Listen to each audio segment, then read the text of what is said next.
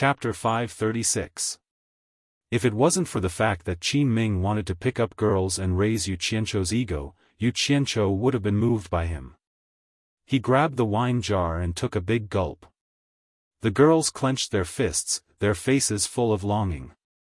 Big-breasted Haze muttered to herself, so Yu Qianzhou is this kind of person. Beside her, Misty Rainbow clenched her teeth and said, I wonder if we'll have the chance to meet him. The two of them seemed to have forgotten that they were here to gather information about Yu Qianzhou and then provide it to their sect to capture. Pooh! Yu Qianzhou couldn't help but spit the wine on the bonfire. The fire rose with the help of the wine. Seeing everyone looking at him in surprise, he awkwardly explained, the fire is a bit small. They all looked at the bonfire and discovered that it wasn't small at all. However, they still added firewood to it. Qin Jiaxing added firewood as he muttered, look at your infatuated faces. That Yu Qianzhou only knows how to sing a song. He doesn't even know what he's singing about, yet you guys are so excited. Pooh! Yu Qianzhou spat out the wine he just drank. He expressionlessly wiped his mouth and pointed at the bonfire, make the fire bigger. Roast the meat a bit more and make it crispy. It's almost done. Any more and it'll be burnt. Everyone, share it. The others obediently followed his instructions. The pavilion was quiet. Only their area was different from the others. Spitting wine, playing with fire, and chattering non-stop, it was hard not to attract attention. The atmosphere that Fang Ming had painstakingly created was now a complete mess. Everyone's gazes were no longer focused on him. Instead, they all looked at the bonfire where Yu Qianzhou was. These people were very busy, happily distributing the roasted hare and roasted chicken. Bastard, Qin Jiaxing, where's the roasted chicken? Did you take it all for yourself? Fuck. Have you ever seen a chicken with 9 legs? I don't even have one myself. These two people's words were too vulgar. Yu Qianzhou immediately said in annoyance, F***ck, be more civilized. If you don't get a leg, go gnaw on a chicken's butt. Fu Chun and Qin Jiaxing immediately lost their temper. After a while, the 9 of them were chewing and gulping down mouthfuls of wine from time to time. The few of them grinned and said that it was delicious. However, the few of them suddenly realized that something was wrong with the atmosphere. They raised their heads almost at the same time and saw that everyone was looking at them. Yu Qianzhou was stunned.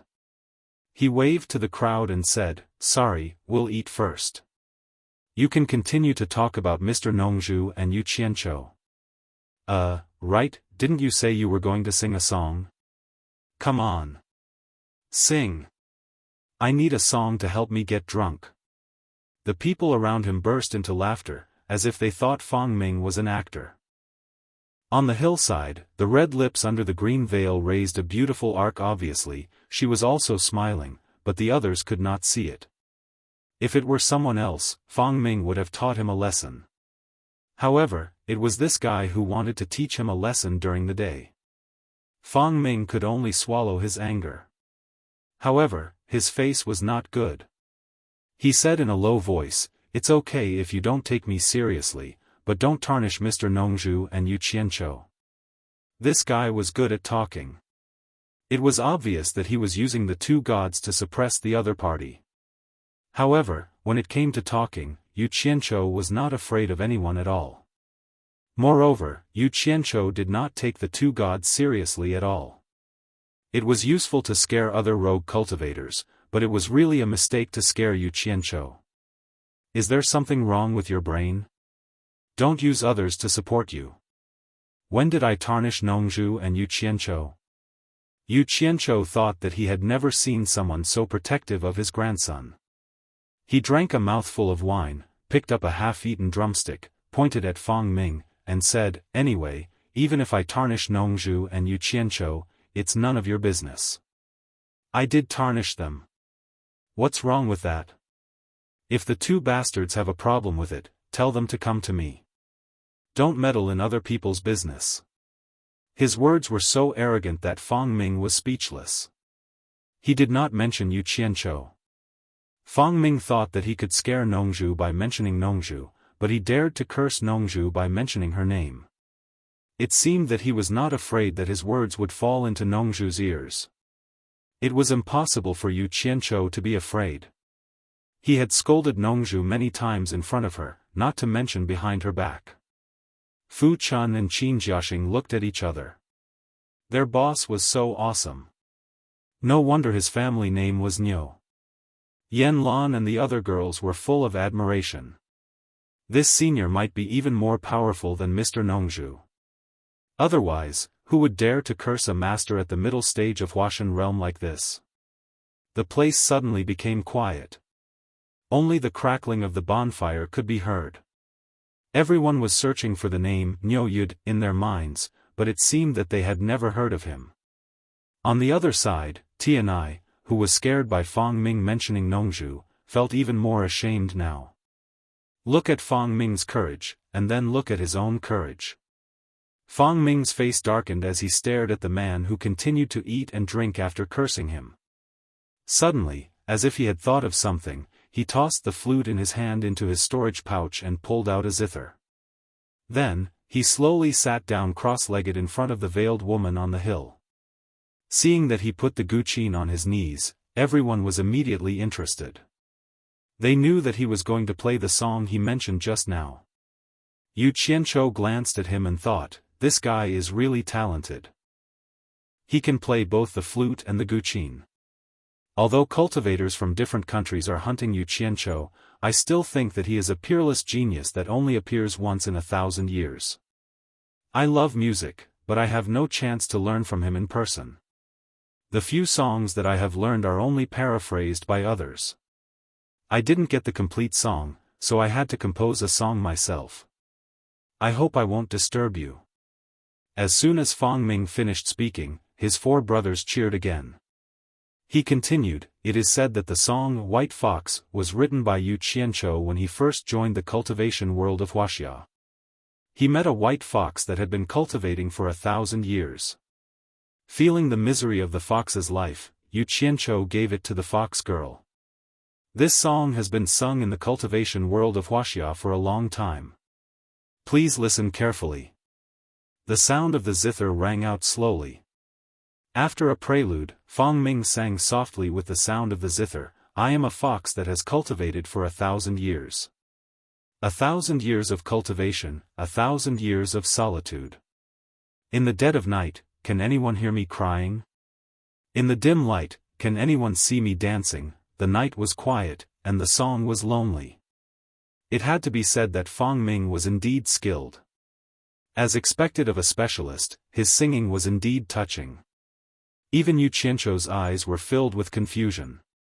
He recalled the first time he met Bai Suzhen. As soon as the song was played, everyone was immersed in the heartbreaking song and music. From the lyrics, they could feel the misery of the white fox that had been cultivating for 1,000 years.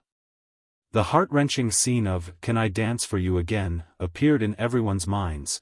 Yu Qianzhou was awakened by the girls beside him. They could not help but let out soft sobs. Their eyes were red and glistened with tears. The rest of the people were also sighing. When the song was over, everyone was still immersed in the song. They shook their heads. It was a very emotional scene. Senior sister, that white fox is so pitiful. The hot-tempered Haze threw herself into Yan Lan's arms and cried bitterly. Fu Chun and Qin Jiaxing were also in a daze. They had long forgotten to eat the roasted meat in their hands. Yu Qianzhou was speechless. He could not help but sigh at the lack of spiritual food in this world. A song could move people to this extent. Fang Ming glanced at the girl on the hillside. It seemed that she did not have any reaction. Even if she did, it was blocked by the curtain of green silk. He looked around and said loudly, what do you guys think of this song? Is Yu Qianzhou a genius? He is. The group of rogue cultivators roared in response. Some of them even exclaimed, I didn't expect this. That butcher of the cultivation world actually knows how to play this song. Not only does he know how to play, even an uncouth man like me likes it. It's completely different from the sounds I used to hear. It makes me want to sleep. Tisk tsk. If I have the chance, I really want to meet this Yu Qianzhou and see what he looks like. Damn it. I am sitting right here. You guys have eyes but failed to recognize Mount Tai. Yu Qianzhou looked around. For the first time, he felt that being Yu Qianzhou was good. He wanted to stand up and tell everyone that he was Yu Qianzhou. The song is born from the heart. How bad can a person who can make such a song be? He must have been forced to do it. Fang Ming sighed. The result made everyone sigh again. Everyone knew that the reason why Yu Qianzhou killed the 2,000 cultivators was because the sects were hunting him for his treasures. Now that they thought about it again, they felt some sympathy for him. That Yu Qianzhou was forced to kill them because he had no other choice. The dream of the mandarin ducks and butterflies. It is said that this song was given to the vixen after Yu Qianzhou composed it. After hearing this song, the vixen's sorrow disappeared and she floated away. No one has seen her since. At this point, Fang Ming shook his head and sighed, speaking of which, although the white fox's fate was tragic, 2 of the 3 songs composed by Yu Qianzhou were actually given to her. It's really enviable. That white fox has no regrets in her life. Sigh. How enviable. I wonder who else in this world can make Yu Qianzhou compose a 4th song. He didn't know that Yu Qianzhou had actually made a song public when he was training in the Demon Ghost region. However, in order to hide the secret of the training in the Demon Ghost region, the sect strictly forbade their disciples from mentioning it, so the song didn't spread outside. Fang Ming, quickly sing Butterfly and Mandarin Duck Dream. This time, there was no need for Fang Ming's 4 brothers to liven up the atmosphere. Everyone couldn't wait any longer and shouted, "Yes! Yes! Quickly sing it!" Yu Qianzhou looked around and saw the 6 women staring at Fang Ming with shining eyes like 6 female dogs in heat. This made Yu Qianzhou curse in his heart. Damn it, singing my song to show off. He suddenly remembered that he was also a pirate singer and was speechless. How dare I disobey everyone's orders? Fang Ming smiled and plucked the strings of the zither. After the beautiful prelude, he sang with a hint of melancholy, "Yesterday was like the east flowing water, far away from me and can't stay. Today my heart is in chaos and worries. If I cut the water with a knife, it will flow even more. If I drink to drown my worries, it will make me worry even more. If I cut the water with a knife, it will flow even more. If I drink to drown my worries, it will make me worry even more." Under the night sky, the bonfire flickered. The group of people was relaxed and happy, and their hearts trembled with every word of the lyrics. The feeling of cutting the water with a knife, the feeling of powerlessness to drown one's worries, seemed to have been experienced by everyone. The song vividly interpreted the artistic conception. It couldn't be described with the word wonderful. No one had ever heard such a divine song. At the end of the song, many people looked at the wine pot in their hands and murmured, "If I drink to drown my worries, it will make me worry even more." What a beautiful song. The tears on Hazy Haze's face hadn't dried yet. She crossed her arms and said in annoyance, "Yu Qianzhou, where are you? It would be good if I could see you. You can't die." The other women were even more stunned. Even Yen Lan murmured as if she was in a dream, "If I cut the water with a knife, it will make me laugh even more." This Yu Qianzhou is really a wise man who has seen through all kinds of life. In just a few words, he has described the joys and sorrows of a man and a woman. Every word is a gem. Dream of Mandarin ducks and butterflies. The title of the song is so beautiful. Yen Fei bent her legs and supported her chin with her hands. Her eyes flashed with dreamy brilliance and said, "I really want to see what Yu Qianzhou looks like now, yes. Yan Qing said in a daze, I think he must be a handsome man. A group of love-struck fools. I'm sitting right next to you. Yu Qianzhou rolled his dead fish eyes and looked back and forth at the 6 women unwillingly. Then, he took a big bite of the drumstick in his hand. He looked like he wanted to tear the drumstick into pieces. After a few big bites, he put the bone in his mouth and chewed on it. Fang Ming smiled and looked around. The atmosphere was finally under his control again. Tonight was destined to be his night. He said in a clear voice, what do you think after listening to these 2 songs? Now you know that what I said is true. Not bad, this Yu Qianzhou is really something, a real talent, a real master. Even I, a rough guy, admire him from the bottom of my heart. Good song, he really is a genius. Everyone's praises came one after another. It was practically endless. Fang Ming nodded and said, the song is good, the melody is good, and every word of the lyrics is like a jewel. I'm afraid only Yu Qianzhou could come up with such a song. Moreover, he matched it so well that it's unforgettable. What's more, it said that this is Yu Qianzhou's impromptu work. He's really a genius. Yu Qianzhou drank his wine gloomily. He really did not know what to say. This was the first time he was praised by so many people. Especially Fang Ming, who praised him as if he was the best in the world. Yu Qianzhou should be happy, but he could see that Fang Ming was clearly playing a trick. He was pouring water on Yu Qianzhou and then propping up his broken boat. As the saying goes, a good song needs a good tune. Fang Ming said at the beginning that he got the song from the cultivation world in China. The tune was not complete, and he composed it himself. The more he made everyone think that this song was rare, the more they would think that his talent would be revealed when they thought about it. This kid is really something. He's even more shameless than me. Yu Qianzhou snorted coldly in his heart.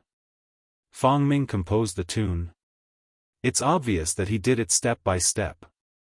He's bullying everyone here because they haven't heard it before. I'm afraid he's going to play some tricks to make his wish come true. Yu Qianzhou glanced at the veiled woman on the hillside. She was the target that Fang Ming was trying his best to capture. I won't allow any bastard to take advantage of me to pick up girls. What he didn't know was that the eyes behind the veil were staring at him. Especially his cultivation that could not be seen through, it was very eye-catching. Basically, those who had interacted with him for a period of time knew that he was born this way. It was not because of a momentary lapse in judgment. Fang Ming, let's not talk about it. Sing that laughing at the world of mortals again. Yeah. Sing it quickly. Let's hear it again. The group of people were already addicted to it. They could not wait to hear the 3rd song, so they all urged. However, just as Yu Qianzhou expected, that guy began to play the trick of fishing for mermaids. Fang Ming slowly stood up and put away his guqin. He cupped his hands and apologized to the crowd. Everyone, I'm really sorry. Let's stop here for today. We'll talk again if there's a chance in the future. Because this 3rd song is a masterpiece among masterpieces. If I don't adjust my emotions before singing it, it'll be a stain on this masterpiece. I really don't want to do such a thing. I hope that you won't force it. It's not like you can force it. As soon as these words came out, everyone sighed with regret. Someone even shouted, how about tomorrow? At most, I'll wait another day before I leave. I want to listen to this masterpiece among masterpieces of masterpieces. Fang Ming replied in a cultured and refined manner, let's talk about it another day, another day. He did not give a definite answer from beginning to end. As he said this, he walked back to where he came from. His 4 brothers cheered and cheered loudly. You're called Fang Ming, right? Suddenly, a cold snort sounded out. Fang Ming paused and looked toward the source of the sound. It was the guy who opposed him during the day. He reluctantly nodded and said, that's right. What can I do for you? Advice my ass. Yu Qianzhou looked him up and down in disdain. He said, Fang Ming, Fang Ming. From the sound of this name, it should be a righteous person who does things openly and honorably. It's a disgrace to a liar like you with this name. Everyone was taken aback. They did not know where he was coming from. Fang Ming's expression changed. He said in a deep voice, What did I lie to you about? Isn't this the first time we've met? Kid, you're asking for trouble by being so stubborn in front of me. Yu Qianzhou sneered and said, Let me ask you. You said that in the song you just sang, the zither song was composed by you? Fang Ming was nervous, but he forced himself to be calm. That's right. He. As luck would have it, I've heard Yu Qianzhou sing these two songs with my own ears. Although his unparalleled and divine skills are indeed thousands of times better than yours, and you are like trash compared to him, but why do I feel that the tunes you two play are almost the same? Was it you who composed them? Could it be that Yu Qianzhou stole your zither song? Yu Qianzhou said with extreme malice. Chapter 537. Of course, at the same time, he didn't forget to praise himself. No one knew who he was anyway, so he should praise him. Don't hold back. He praised Yu Qianzhou to death. Everyone was in an uproar when they heard this. Then, they began to whisper to each other and looked at Fang Ming in confusion. After listening to him play two songs, everyone was still thinking about it. Although they knew that he was showing off, they were still amazed by him. Now that they suddenly heard this, they felt as if they had swallowed a fly. Fang Ming's four brothers stood up and waved their arms in anger. How dare you? Where did this madman come from? Niu Yud, don't spout nonsense. Yu Qianzhou turned to the four of them and said indifferently, Don't think that no one dares to touch you in the ghost village. I don't care if it's a ghost village or a god village. Try pointing fingers at me again. Do you believe that I won't pull out your tongues and knock out your teeth right now? Fu Chun and Qin Jiaxing winked at each other. They seemed to be a little excited. This boss was too awesome. The six women looked at each other. They already knew that Niu Yud was a soul formation stage master, so they didn't doubt that he would do what he said. The four men's faces were flushed red. They didn't dare to make the first move, so they definitely wanted to save face with their words. However, they were stopped by Fang Ming. Fang Ming was a smart man. He could tell that this person's words and actions weren't just for fun. His eyes were filled with indifference, as if he viewed human life as nothing more than grass. He would definitely kill anyone if they didn't get along. Most importantly, they might not be a match for this person. Why do you want to cause trouble for me again and again? Have I offended you in the past? Fang Ming asked loudly. It was a very smart question. The meaning behind it was obvious. He was telling everyone that this wasn't the first time this person had caused trouble for him. He was slandering him again. Those who saw the two arguing during the day also nodded slightly. They suspected that this Niu Yud was really causing trouble for Fang Ming. Cause trouble for you? Yu Qianzhou said disdainfully, Do you think you're worth my trouble? If I really wanted to cause trouble for you, you would have lost your life long ago. How could you have the chance to swindle and deceive everyone? He was telling the truth. If it wasn't for the fact that he wanted to keep a low profile, he wouldn't have let Fang Ming off during the day. In his eyes, the people of the cultivation world had already obtained far more than mortals, especially those who harbored evil intentions. It was fine if they didn't cause trouble, but once they did, the harm they suffered would be much greater than that of mortals. Therefore, to him, it was better to kill than to spare. The word sympathy was something he had never even thought about. However, he thought that he was low-key, but in reality, he was the kind of person who couldn't be low-key even if he wanted to. His entire body was covered with hard thorns that would stab people no matter where he was placed. With this kind of character, how could he keep a low profile? Who knows? I believe that you have the ability to kill me. Fang Ming glanced at the veiled woman beside the leaning mountain pavilion and said in a deep voice, "You keep saying that I'm a liar, but you should at least show me the evidence. You can't accuse me of being a liar just because of what you said. That's a little too ridiculous." He could be considered to have swallowed his anger. Even after being ridiculed, he still maintained a certain degree of politeness. There was nothing he could do about it. The other party dared to turn against him, but he didn't dare to. Evidence? Yu Qianzhou raised an eyebrow and said, "I've already said that I've heard Yu Qianzhou play and sing these 2 songs with my own ears. This is the best evidence. Then I'll have to trouble you to prove that you've heard Yu Qianzhou play and sing these 2 songs, Fang Ming said calmly. That's easy. Yu Qianzhou casually waved his hand and said, "The last time I was still in Deong City, 3rd Xian from Lingfang Valley brought Yu Qianzhou to visit me. At that time, the 3 of them were in high spirits after drinking, and the 'Thousand Sorrows Zither' song livened up the mood.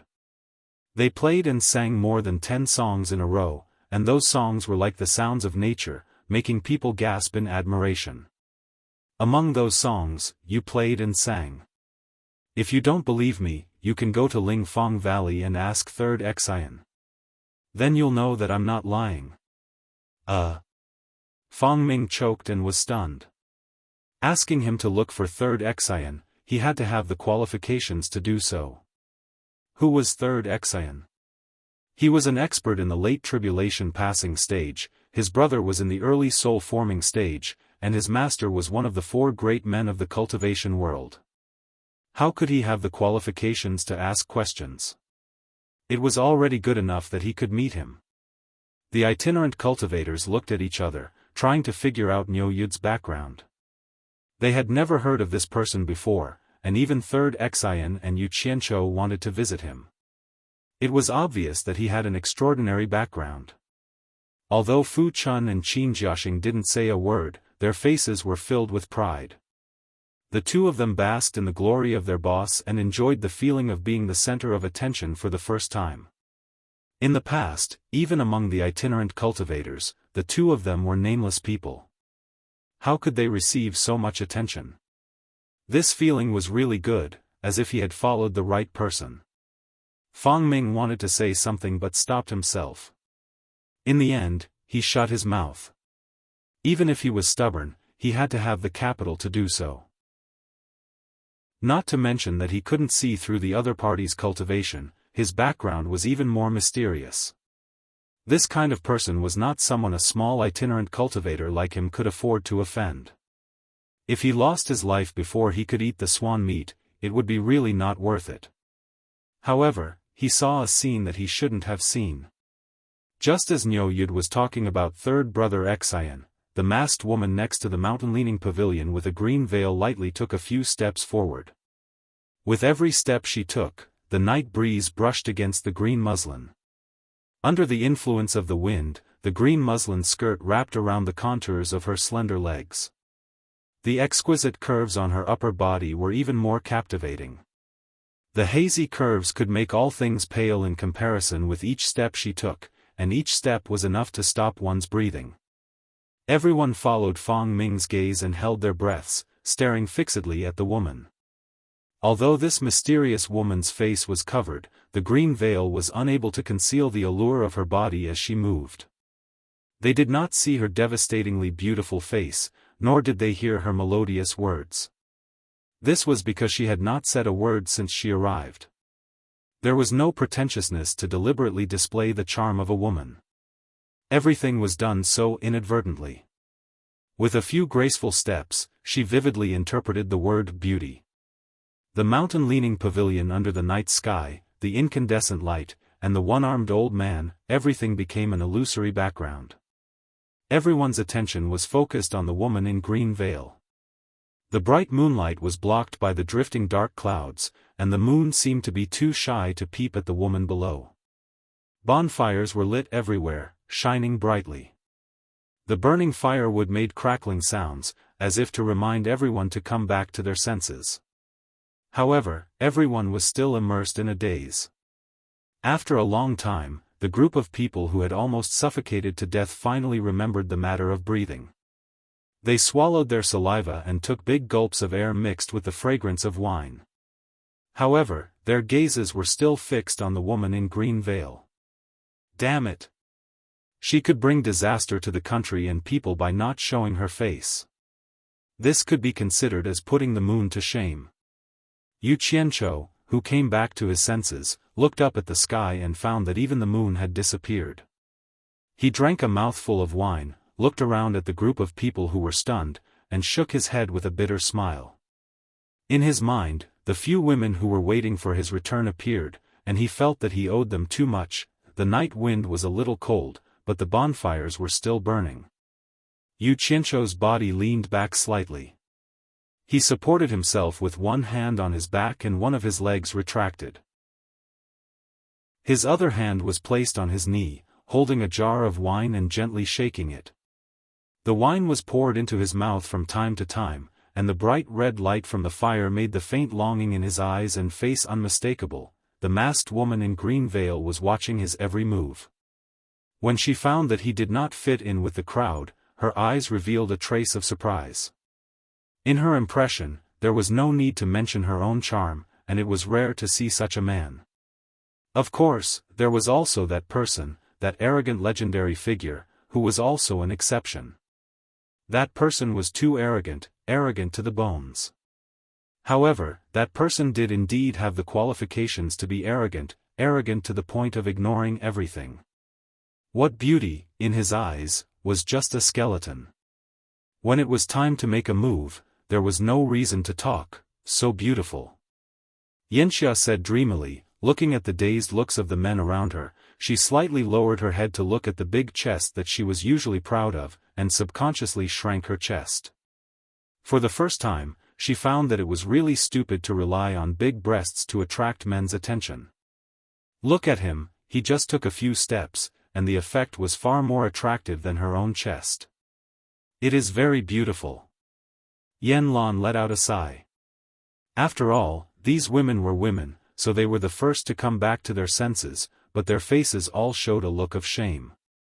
The sound of the wine being drunk attracted the eyes of the women. The women were surprised to find that Senior Niu Yud was indeed a master, and he was not on the same level as the stinky men around him. The charm of the masked woman was hard to resist even for women like them. Unexpectedly, Senior Niu Yud did not even look at her, and drank leisurely by himself. He was really a knowledgeable senior. Sir, do you think that the masked woman is not beautiful? Wuxia was a little curious and dared to ask. The eyes of the women were cast together, and they also wanted to know the opinion of this senior. Yu Qianzhou came back to his senses and asked, "What?" Wuxia timidly asked the question again. Yu Qianzhou didn't think much of it and said, "It should be okay. Women are beautiful in my eyes, but I haven't seen her face. How do I know if she is beautiful or not?" Wuxia slightly pouted, as if she was not very satisfied with this answer, and asked again, "Does Sir only look at the face to see whether a woman is beautiful or not? Her figure is also very important."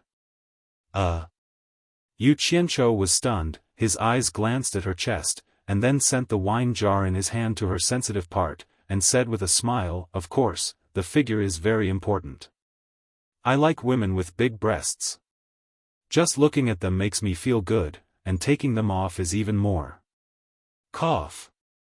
"That, the figure is very important, and your figure is very beautiful, hee. Very beautiful, very beautiful." Chapter 538. Hazy Haze's face turned red. Under the light of the fire, it became more and more red. She covered her chest with her arms, trying to block Yu Qianzhou's gaze. She whispered, "I'm not talking about me." The other women were seduced by these words and subconsciously looked at their chests. They also crossed their arms to cover their chests. Their cheeks were all red, and they all muttered in their hearts, "This Senior Niu doesn't know how to restrain himself when acting like a hooligan." Many people's gazes had already been attracted by the three words big breasts. Fu Chun and Qin Jiaxing were even more dumbfounded. The two of them really didn't expect that their boss would actually dare to say such a thing in front of so many people. They immediately threw the veiled beauty to the back of their minds and looked at this rare animal like their boss. "What are you looking at?"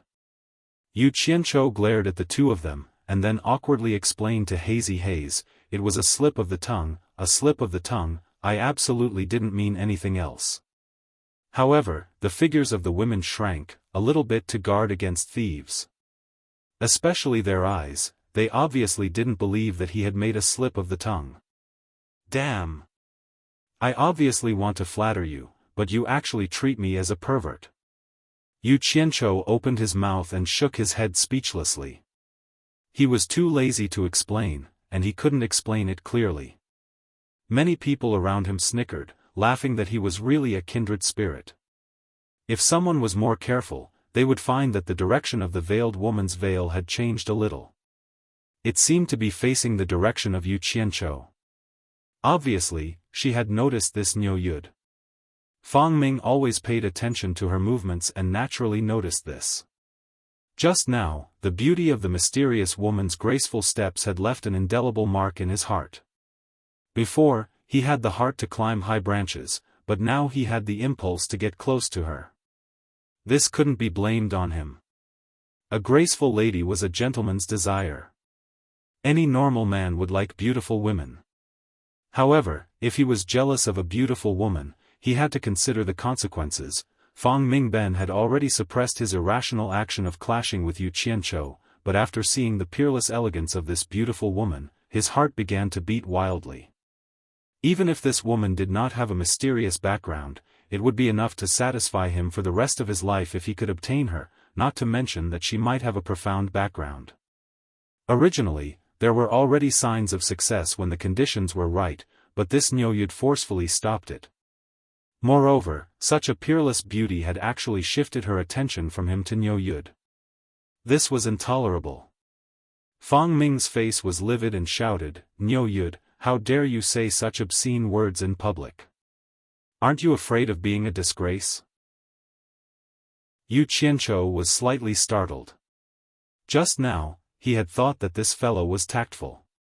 He did not expect that this fellow would openly flip out at him. Yu Qianzhou did not know what was wrong with him. She sized him up in confusion and said, "That's strange. What does it have to do with you that I'm a disgrace to cultured people?" "I'm a disgrace to cultured people, so why are you, a liar, lecturing me?" "Ha! Since you keep saying that I'm a liar, then show me something to prove it. Don't spout nonsense.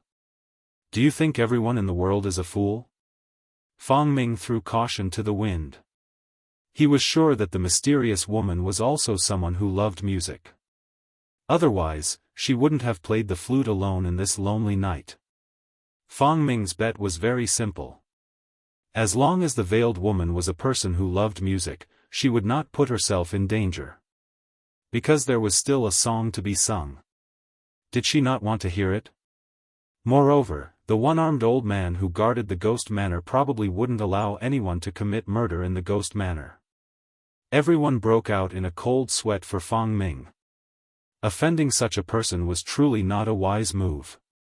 Fu Chun, Qin Jiaxing, and the girls looked at Fang Ming as if they were looking at an idiot.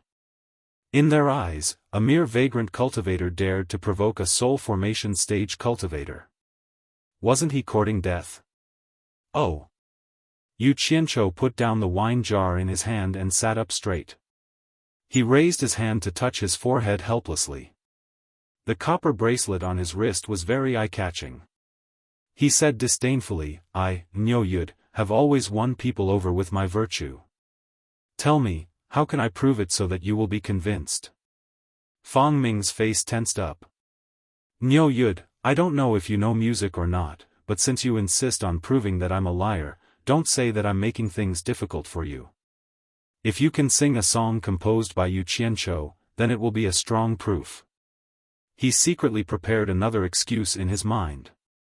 If Yu Qianzhou really knew how to play and sing, and if it was the two songs that he had just sung, then he would say that Yu Qianzhou was merely imitating him. If it was another song, then no one here would have heard it. At that time, he could firmly deny that it was a song composed by Yu Qianqiu. Oh. That's it? As long as I can sing a song composed by Yu Qianqiu, then I can prove that you're a liar? Yu Qianqiu narrowed his eyes. In his previous life, he was a master of conspiracies. Even if Niu Yu did not leave a way out, he had already prepared for the worst. He had seen many people like Niu Yu. He snorted coldly and said, "What if you don't admit that it's a song composed by Yu Qianqiu that no one has ever heard of before?" Fang Ming's thoughts were exposed, but he still gritted his teeth and said, "As long as you don't imitate someone else's song, then it'll be fine." Yu Qianqiu's song has a different tune than the one we're familiar with. You'll know it once you hear it. As soon as he finished speaking, he heard the sound of a lazy zither. Everyone looked toward the source of the sound. Unknowingly, a zither had appeared on Niu Yu's knees. He was casually playing with it with one hand. Everyone's eyes lit up. They knew that a good show was about to begin. Since Niu Yu could carry a zither with him, he must be an expert in this field. Qin Jiaxing and Fu Chun looked at each other. Yan Lan and the other girls looked at each other. They didn't expect Niu Yu to really know how to play the zither. In the cultivation world, there weren't many male cultivators who were willing to spend their time on this field. Of course, those who were passionate about it were mostly female cultivators. This was because women were born to be sentimental. The pair of eyes under the green veil stared closely at Yu Qianqiu's every move, and a faint look of expectation appeared in them. Yu Qianqiu stared at Fang Ming with a faint smile. His fingers touched the strings of the zither, and he began to play with it elegantly and skillfully. A beautiful melody slowly flowed into everyone's heart. He sang softly, "I am a fox that has cultivated for 1,000 years. 1,000 years of cultivation, 1,000 years of loneliness." Everyone was familiar with this song and the tune. However, it was clearly more emotional than Fang Ming's song. There were many subtle differences, but it was more provocative. Even if they didn't understand, they could tell that Niu Yu's singing was better than Fang Ming's. This was a very normal thing. It was a song that was passed down from the mouth of Yu Qianqiu. It would be strange if Yu Qianqiu himself was not familiar with it. There were no recording devices in this era, so it wasn't a big deal if the song was lost. However, it showed everyone what an authentic song was. Fang Ming's face changed color. After playing and singing for a short while, Yu Qianqiu changed his tune midway. He sang again, "Since the beginning, only the newlyweds smile, who would hear the old cry. The word love is so hard. Should I ask for the truth, or should I pretend to be confused? It's hard to be content with knowing too much." The tune was so skillfully switched between the two songs, and it was so perfect and beautiful that it made people secretly fascinated. However, after a few more lines, the sound of the zither changed again. It was no longer affectionate and had become aggressive. Yu Qianqiu's 10 fingers strummed the zither strings as he stared at Fang Ming and said in an indifferent tone, "People strive to climb higher and water flows lower. If you want to climb higher and change your fate, no one will say anything. A fair lady is a gentleman's dream, and you're right. However, you're blind to think that everyone in the world is as gullible as fools. You're too naive. Fang Ming, if you have the guts to do it, you should be prepared to bear the consequences. If you admit that you're a liar now, I'll spare your life." Fang Ming glanced at the doubtful gazes around him and said unwillingly, "These are clearly the 2 songs that I played earlier. You made some slight changes to them and you're calling me a liar? Who's the naive one here?" "Humph. I knew you would say that." Yu Qianqiu shook his head and sneered. With the movement of his fingers, the tune suddenly became impassioned, and the audience's mood became bolder. Yu Qianqiu stared at his fingers and said without looking up, "This is a song Yu Qianqiu composed for me. Not many people have heard it. On this lonely night, it's fate that we met. I'm willing to play this song for everyone free of charge. I'll sing this song to raise everyone's spirits." Hearing this, everyone's eyes lit up again, and they were filled with anticipation.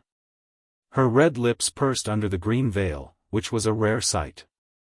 "Fang Ming, I'll give you one last chance." Yu Qianzhou tilted his head and stared at him. Towards this guy who claimed that Yu Qianzhou was a peerless genius, Yu Qianzhou wanted to give him some face. However, it was better for him to show off his talent in front of a beauty. Although Yu Qianzhou wasn't interested in the veiled beauty, it didn't stop him from satisfying his vanity. After all, there were few men who wouldn't be willing to be worshipped by a beauty. This was also the main reason why he came out to sing for free, since he had nothing better to do. Moreover, he believed that the guy's singing skills were indeed inferior to his.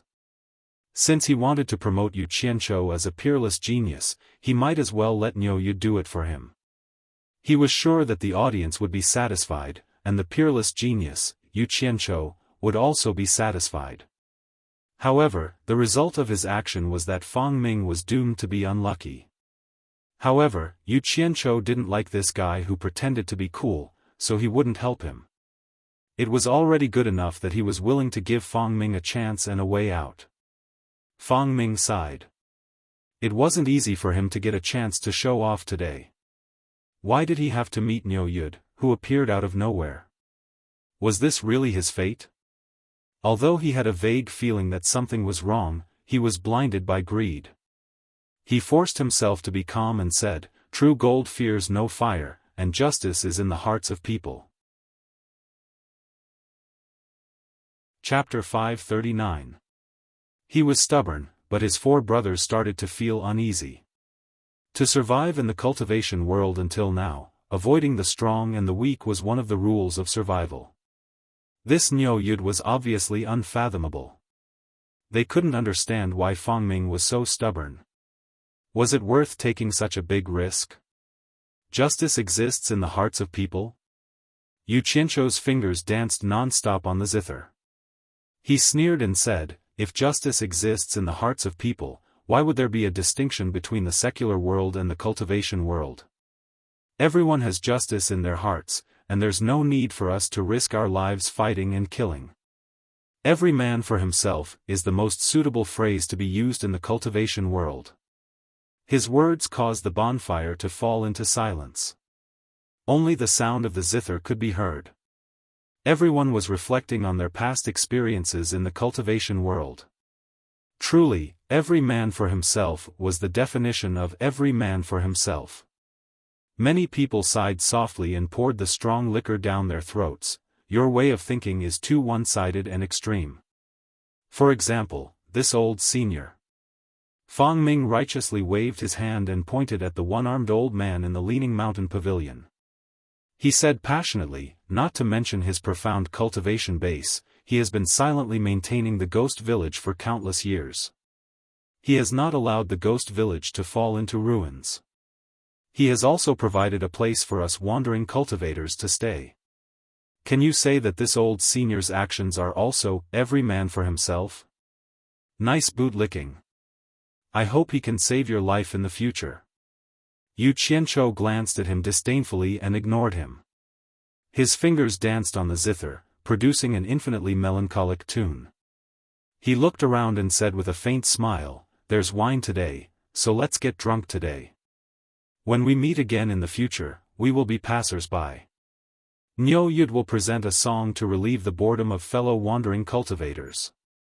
As soon as he finished speaking, his fingers suddenly danced wildly on the zither, producing a messy noise that made everyone's teeth go numb. Everyone looked at him with bared teeth. Just now, he was talking about warming people's hearts. Why did he turn into a disgusting person in the blink of an eye? Fang Ming frowned under the green veil. Fang Ming was secretly happy. So he was just pretending. Just when everyone's emotions were in a mess, the ear-piercing noise came to an abrupt end. Just as everyone relaxed and heaved a sigh of relief, a beautiful melody that was interwoven with ding ding dong dong slowly entered everyone's hearts. It was like when one was unbearably hot in a hot summer and was suddenly wrapped in a cool and refreshing feeling. It made one heave a sigh of relief, and at the same time, it was so comfortable that one could not help but want to let out a groan. As the sound of the zither gradually opened the hearts of the people, they heard Yu Qianzhou reciting in a bleak tone, "The winds and clouds of the world originate from my generation. Once I enter Jianghu, time flies. 1,000 years of cultivation, chatting and laughing, can't compare to a drunken life." The night breeze was cool, the bonfire was bright, and the crackling sound of the firewood could not pull everyone out of their trance. With just a few lines, everyone followed the melody and stepped into the turbulent cultivation world in an instant. The past was still vivid in their minds, and the rogue cultivators could not bear to look back. Complacency and frustration appeared before their eyes one by one, and how much blood and tears were mixed in them. How much did they give up, and how much did they gain? Did they give up more or did they gain more? They did not know how long this dream would last. They also did not know if these years of hard searching were worth it. Can't compare to a drunken life. Many people casually muttered, then shook their heads with a bitter smile and sighed. How could they relieve their worries? Only the mellow and strong wine. The rogue cultivators sitting around the bonfire rose and fell with the prelude of the zither, and the cool wine went straight down their throats. For a moment, the fragrance of the wine wafted everywhere, making the night full of bonfire and confused but clear, and worthy of eternal remembrance. Can't compare to a drunken life? Everyone knew that they could not be so free and easy, but tonight, they could get drunk. Fu Chun and Qin Jiaxing looked at Yu Qianzhou with their mouths wide open, as if they did not recognize him. Was this still the boss from before? They had followed Yu Qianzhou for a period of time, and they knew that this boss was cruel and merciless, and he would kill at the slightest provocation. Moreover, he often used vulgar words like father and mother. It was hard to imagine that he could say such words with deep meaning. Moreover, looking at his elegance and the romantic way he played the zither, it was quite scary. Are we hallucinating? Fu Chun and Qin Jiaxing looked at each other in disbelief. Yan Lan and the other girls' eyes were full of little stars, and they were full of splendor. They all bent their knees and rested their chins on their hands, staring at him with their blurred eyes. This man could really make women fall for him. His eyes under the green veil, although they were moving, they were as calm as before. But now, they were rippling, as if a small stone had been thrown into a pool of stagnant water, and it made people's hearts fluctuate, and it was difficult to calm down. Fang Ming suddenly came to his senses, and he stared at Yu Qianzhou with an unpredictable expression. Yu Qianzhou, who was playing the zither, also gave him a disdainful look. That's right, Yu Qianzhou was indeed looking down on him. How dare you pretend to be elegant in front of me? Elegant is bullsh*t, it's only for people who have nothing better to do. Who has ever seen someone who can't even fill his stomach pretending to be elegant? Elegant, you son of ab*tch, I can do whatever I want, and I've already stopped playing. Today, I'll let you see what it means to pretend to be elegant. Playing the zither, singing, and reciting poems, haven't you seen it before? This is called being overflowing with talent. Yu Qianzhou had deliberately played the zither before, and it wasn't just on a whim. Because everyone had already listened to a few songs, it was as if they had eaten too much delicious food, and now they were being served another delicious dish. If everyone wanted to taste the authentic taste, they would need a cup of plain water to wash away the residue on their taste buds, so that they wouldn't taste mixed. As for Yu Qianzhou's violent and random flicking, it was like a cup of tasteless plain water, completely washing away the lingering aftertaste in everyone's minds. After doing this, he began to show off proudly. He snatched this romantic night that belonged to Fang Ming into his own hands. While everyone was still sighing, they heard Yu Qianzhou reciting sonorously with the zither, riding on a sword to traverse heaven and earth, white bones fly like startled birds. The world is like a tide, and people are like water, but how many people return to the martial world? He added a slight sigh at the end, feeling a little sad about parting. The world is like a tide, and people are like water, but how many people return to the martial world? The rogue cultivators repeated it over and over again. Thinking back to when they first entered the cultivation world, everyone was still simple, and everyone had a few good friends, but who could survive? Even if they were still alive, who could still maintain that innocence? Deceiving each other to save their own lives, how many people returned to the martial world? Suddenly, someone stood up, threw the wine jar in his hand into the distance, and roared under the night sky. "Cultivation world, you son of a bitch." That person gradually closed his eyes, and 2 streaks of tears slid down his beard, glowing under the light of the bonfire.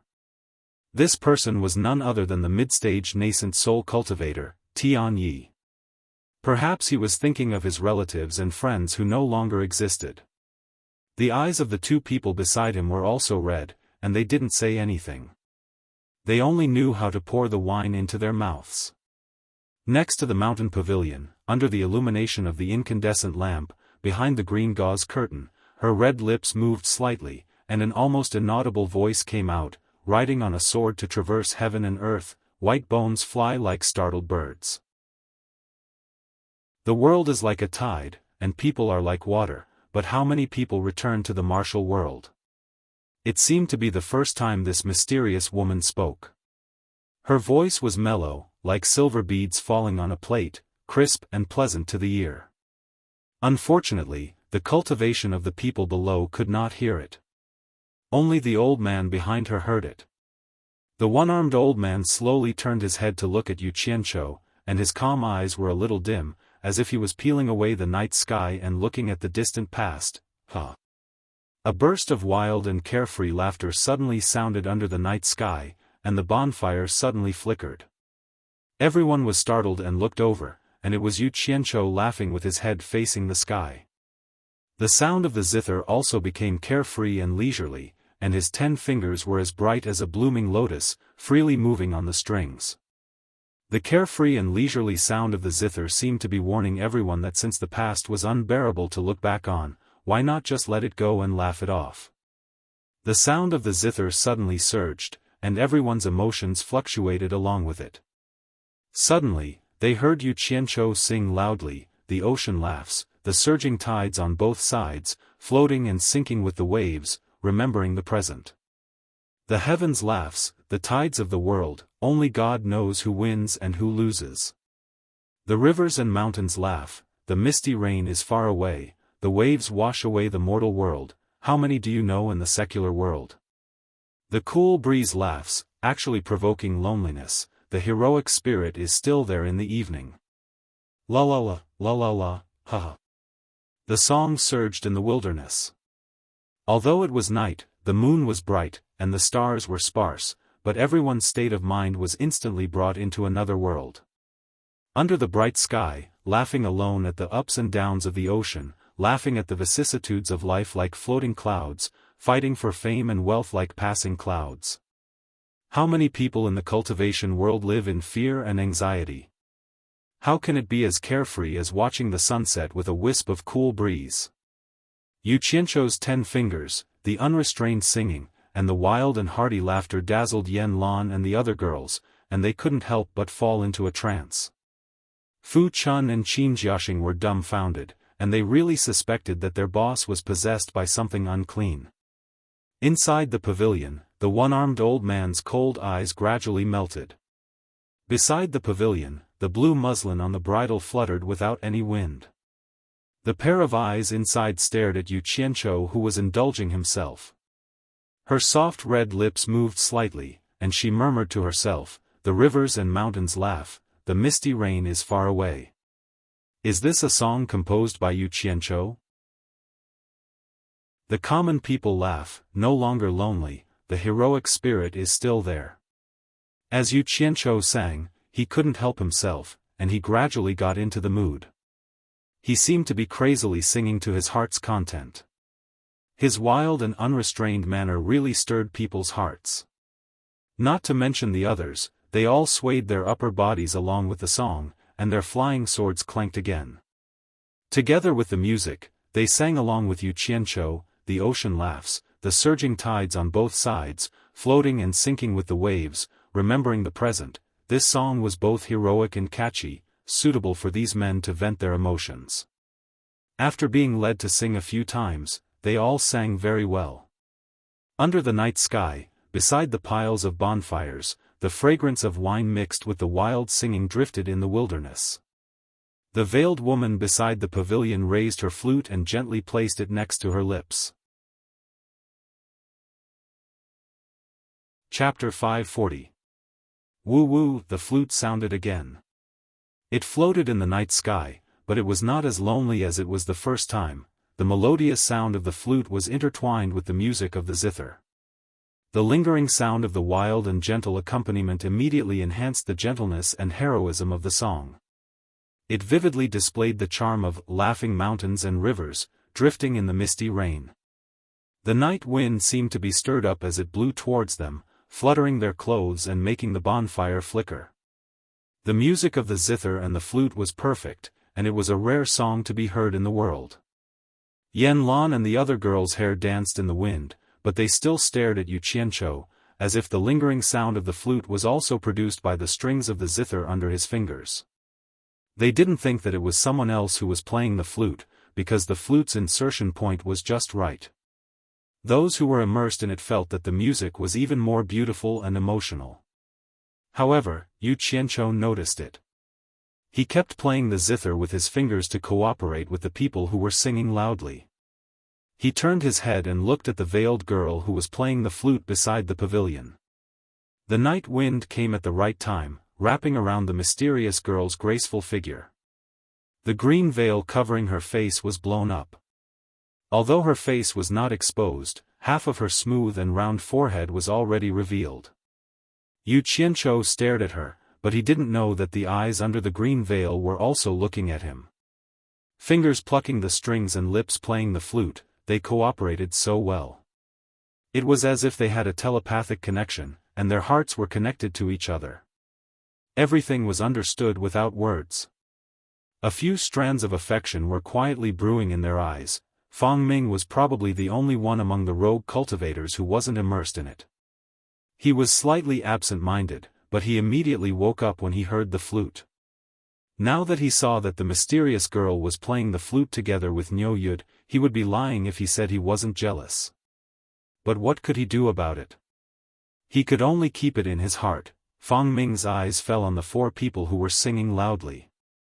He was hesitant, but then a trace of determination flashed across his eyes. With light footsteps, he slowly retreated to the periphery. He did not dare to move too much, wanting to leave before the crowd came back to their senses. It wasn't that he didn't want to call his four brothers to go with him, but he was afraid that it would alarm the others. If that happened, he wouldn't be able to escape at all. This was because he had given up the last chance that Niu Yud had given him. It wasn't like he was the one who started the practice of the cultivation world abandoning their peers to save their own lives. However, he had left a little too late. If he had left while Yu Qianqiu was still immersed in playing and singing, he might have really let him escape. But now that Yu Qianqiu was awake, with his cultivation, how could Fang Ming escape from under his nose? Yu Qianqiu glanced out of the corner of his eyes and caught sight of Fang Ming gradually retreating. His eyes narrowed and a cold smile appeared on his lips. Although he had done a lot of despicable things, he had never done something like abandoning his brothers. Ha ha ha ha ha. The sound of the zither rang out violently, startling the people who were singing loudly. They woke up with a start and looked at Yu Qianqiu. The gentle sound of the flute also stopped. Niu Yud stood up and threw the zither into his storage bag. He stared at a direction and said in a low voice, "Fang Ming, where do you think you're going?" Fang Ming stopped in his tracks and slowly turned around. He said nonchalantly, "Niu Yud, what do you mean by that? Do I have to tell you where I want to go? This is the ghost village, not your home. No matter how powerful you are, it's not up to you to make decisions here." Everyone's eyes focused on him. They were not idiots. Based on what had happened before, they naturally guessed that Fang Ming wanted to escape. His four brothers stared at him in silence, their expressions were very complicated. "I don't make decisions about other things, and I'm too lazy to make decisions. But your life. Yu Qianzhou raised his hand and pointed at him. He said indifferently, I gave you one last chance, but you didn't want it. The moment I played this song, your life no longer belonged to you. Fang Ming naturally wouldn't sit and wait for death. Even ants wanted to live, let alone humans. His chest heaved up and down as he said, Niu Yud, who can prove that the song you're singing is definitely composed by Yu Qianzhou?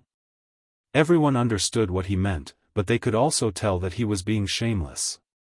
At the very least, they all believed that the song was composed by Yu Qianzhou. I've long guessed that you're not only a liar but also a scoundrel. Yu Qianzhou said expressionlessly, but I, Niu Yud, not only like to win people over with my virtue, I also like to be a ruthless judge. People like you deserve to die. I sentence you to death. What do you want? Fang Ming was shocked. He originally thought that Niu Yud would have some misgivings in the ghost manner, so he was prepared to use his mouth. But looking at Niu Yud's expression, it seemed like he wanted to use force. Thus, he moved towards the mountain-leaning pavilion and said, This is the ghost manor, it's not your turn to mess around. He looked at the one-armed old man for help. He also knew that Niu Yud's cultivation was higher than his, so he couldn't escape. He could only place his hope on the one-armed old man guarding the ghost manor. Humph. Yu Qianzhou snorted coldly. His body moved with a whoosh. He slid across the short grass on the ground, bypassing the campfires and the crowd, and directly approached Fang Ming. Amidst the clamor of the crowd, Fang Ming turned pale with fright and released a flying sword. He jumped on it and flew towards the mountain-leaning pavilion. His only chance of survival was there, so where else could he run to? But how could his nascent soul stage's speed be faster than Yu Qianzhou's? In an instant, the sound of something breaking through the air was getting closer. Fang Ming was scared out of his wits as he cried out in fear, Senior, save me. Senior, save me. Young lady, save me. His cry stopped abruptly. Yu Qianzhou leaped into the air and slapped his palm behind him. Fang Ming's body emitted a cloud of white smoke, which was quickly absorbed into Yu Qianzhou's palm. Immediately after, Yu Qianzhou waved his hand and unleashed a gust of astral wind. With a pu sound, Fang Ming instantly turned into dust. All the rogue cultivators were so shocked that they couldn't speak. They didn't even see what happened. Just 2 palms. 2 palms were enough to turn a nascent soul stage cultivator's bones into dust. Not even a piece of him could be seen. What kind of spell was this? It was too terrifying. Everyone didn't see it, but the veiled woman and the one-armed old man saw it clearly. Fang Ming was clearly turned into a dried-up skeleton by Niu Yud's palm, and then turned into dust by another palm. Absorbing Star's great technique. The veiled woman's delicate body slightly trembled. Her red lips under the azure veil murmured, It really is him.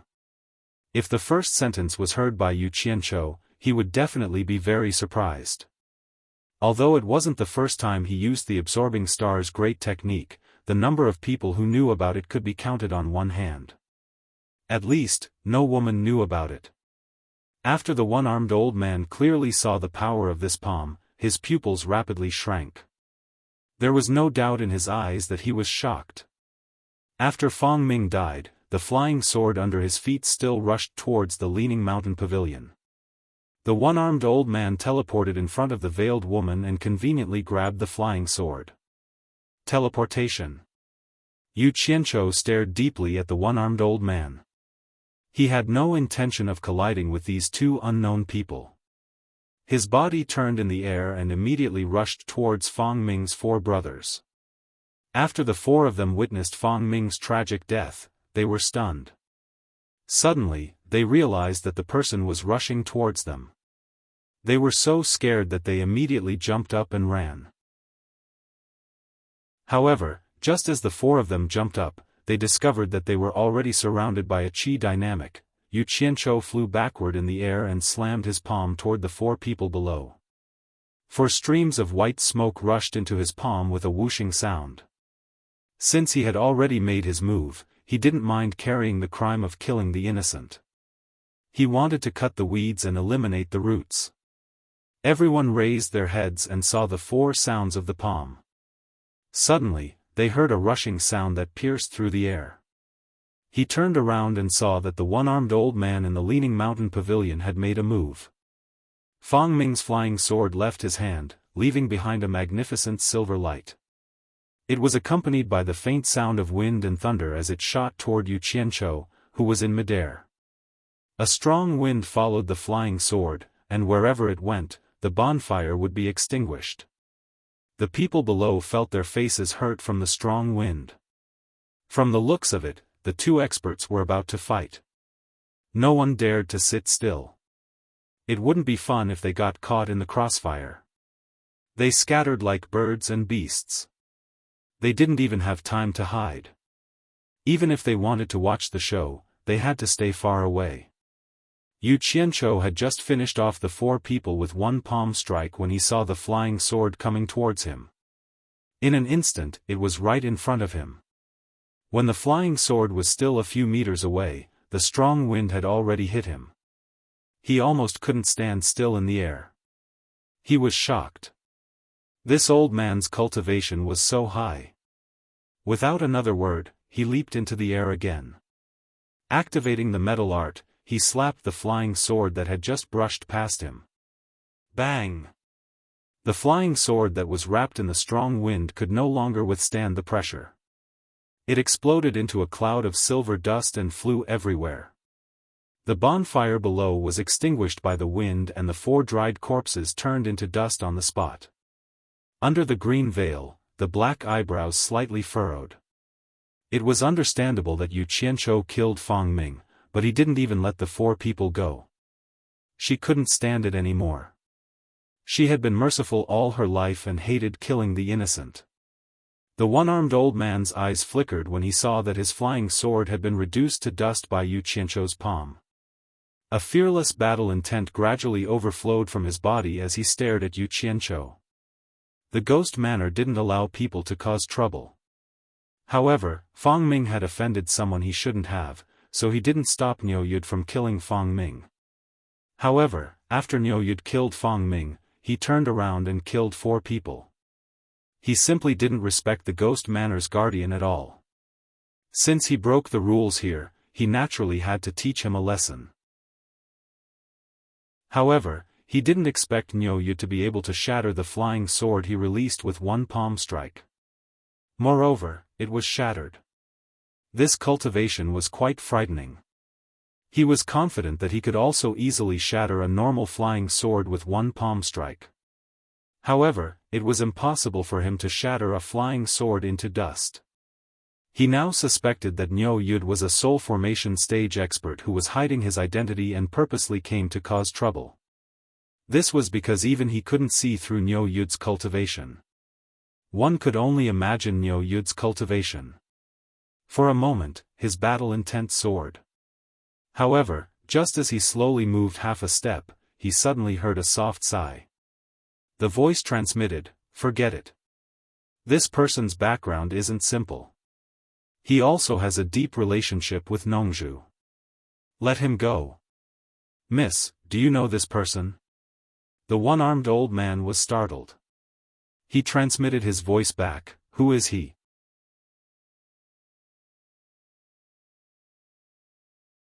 The 2 of them were a little excited because with the protection of such an expert, ordinary people in the cultivation world wouldn't dare to touch them in the future. This was equivalent to a big backer. The 2 of them did not dare to hesitate and quickly chased after him on their swords. Yan Lan and the other girls nodded and followed him. The rogue cultivators in the surroundings looked at each other. They never expected that someone would dare to make a move in the ghost manor. Someone asked, "Who knows the 2 rogue cultivators following Niu Yud?" "I think I've seen them somewhere before. The taller one is called Fu Chun, and the shorter one is called Qin Jiaxing. They are just small fries in the foundation building stage." TSK, TSK. What kind of dog *t luck did these two fellows run into? They actually managed to find such a powerful backer. Another person replied. Everyone who was listening revealed an envious expression. They were very, very envious, not just envious. Although the identity of a cultivator in a famous sect had many benefits, and everyone was eager to join it. However, the founders of those famous sects were almost all rogue cultivators. Moreover, they were talented rogue cultivators. There was no other reason. Most of the cultivators who came from sects followed the cultivation methods of their sect step by step. Within the framework drawn by their ancestors, very few could surpass their ancestors. Although the life of a rogue cultivator was hard and tiring, those talented rogue cultivators were different. They all relied on their extremely high talent to walk a path that belonged to them. Only then could they establish their own sects and compete with the cultivators in the world.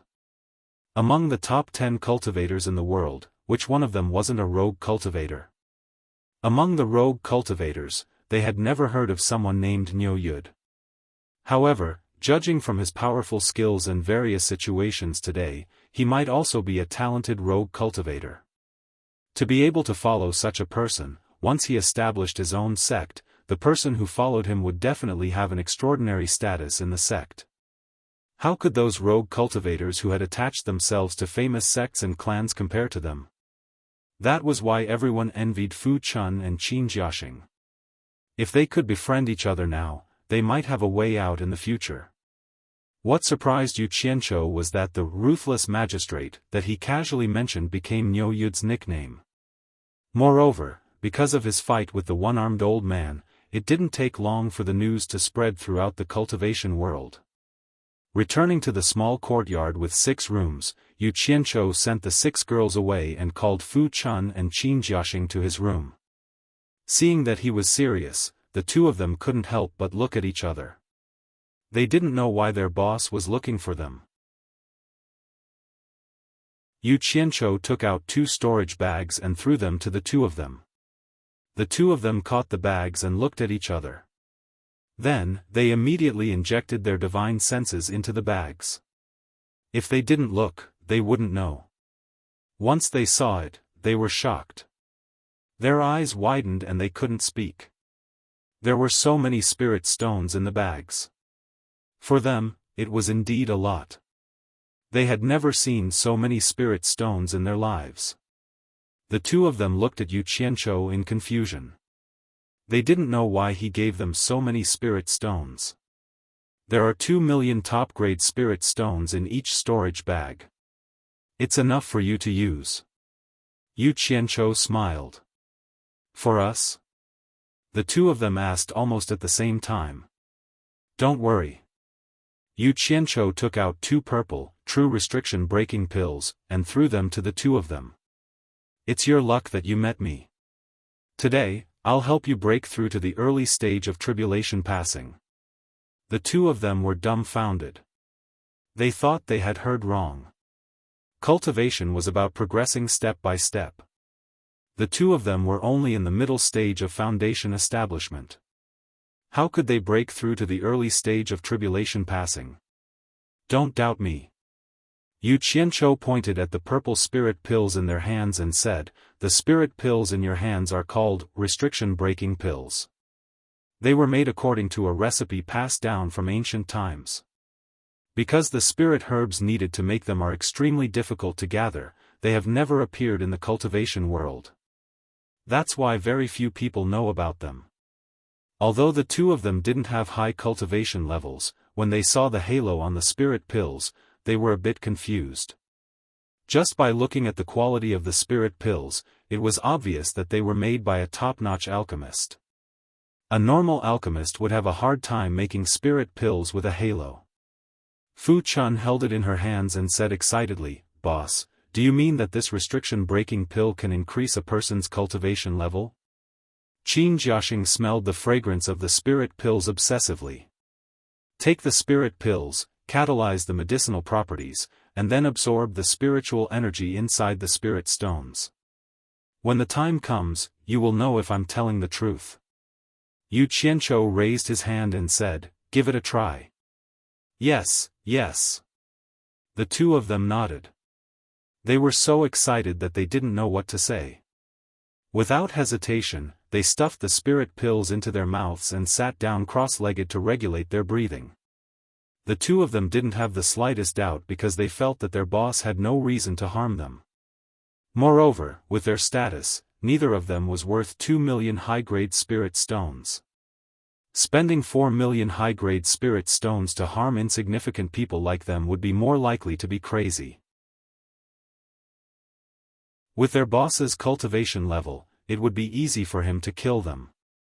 There was no need to go through so much trouble. Not long after, the two of them started to turn red. Hot air came out of their mouths and noses. They couldn't help but tremble. They looked like they were in pain. Yu Qianzhou said in a low voice, "Hurry up and absorb the spirit stones."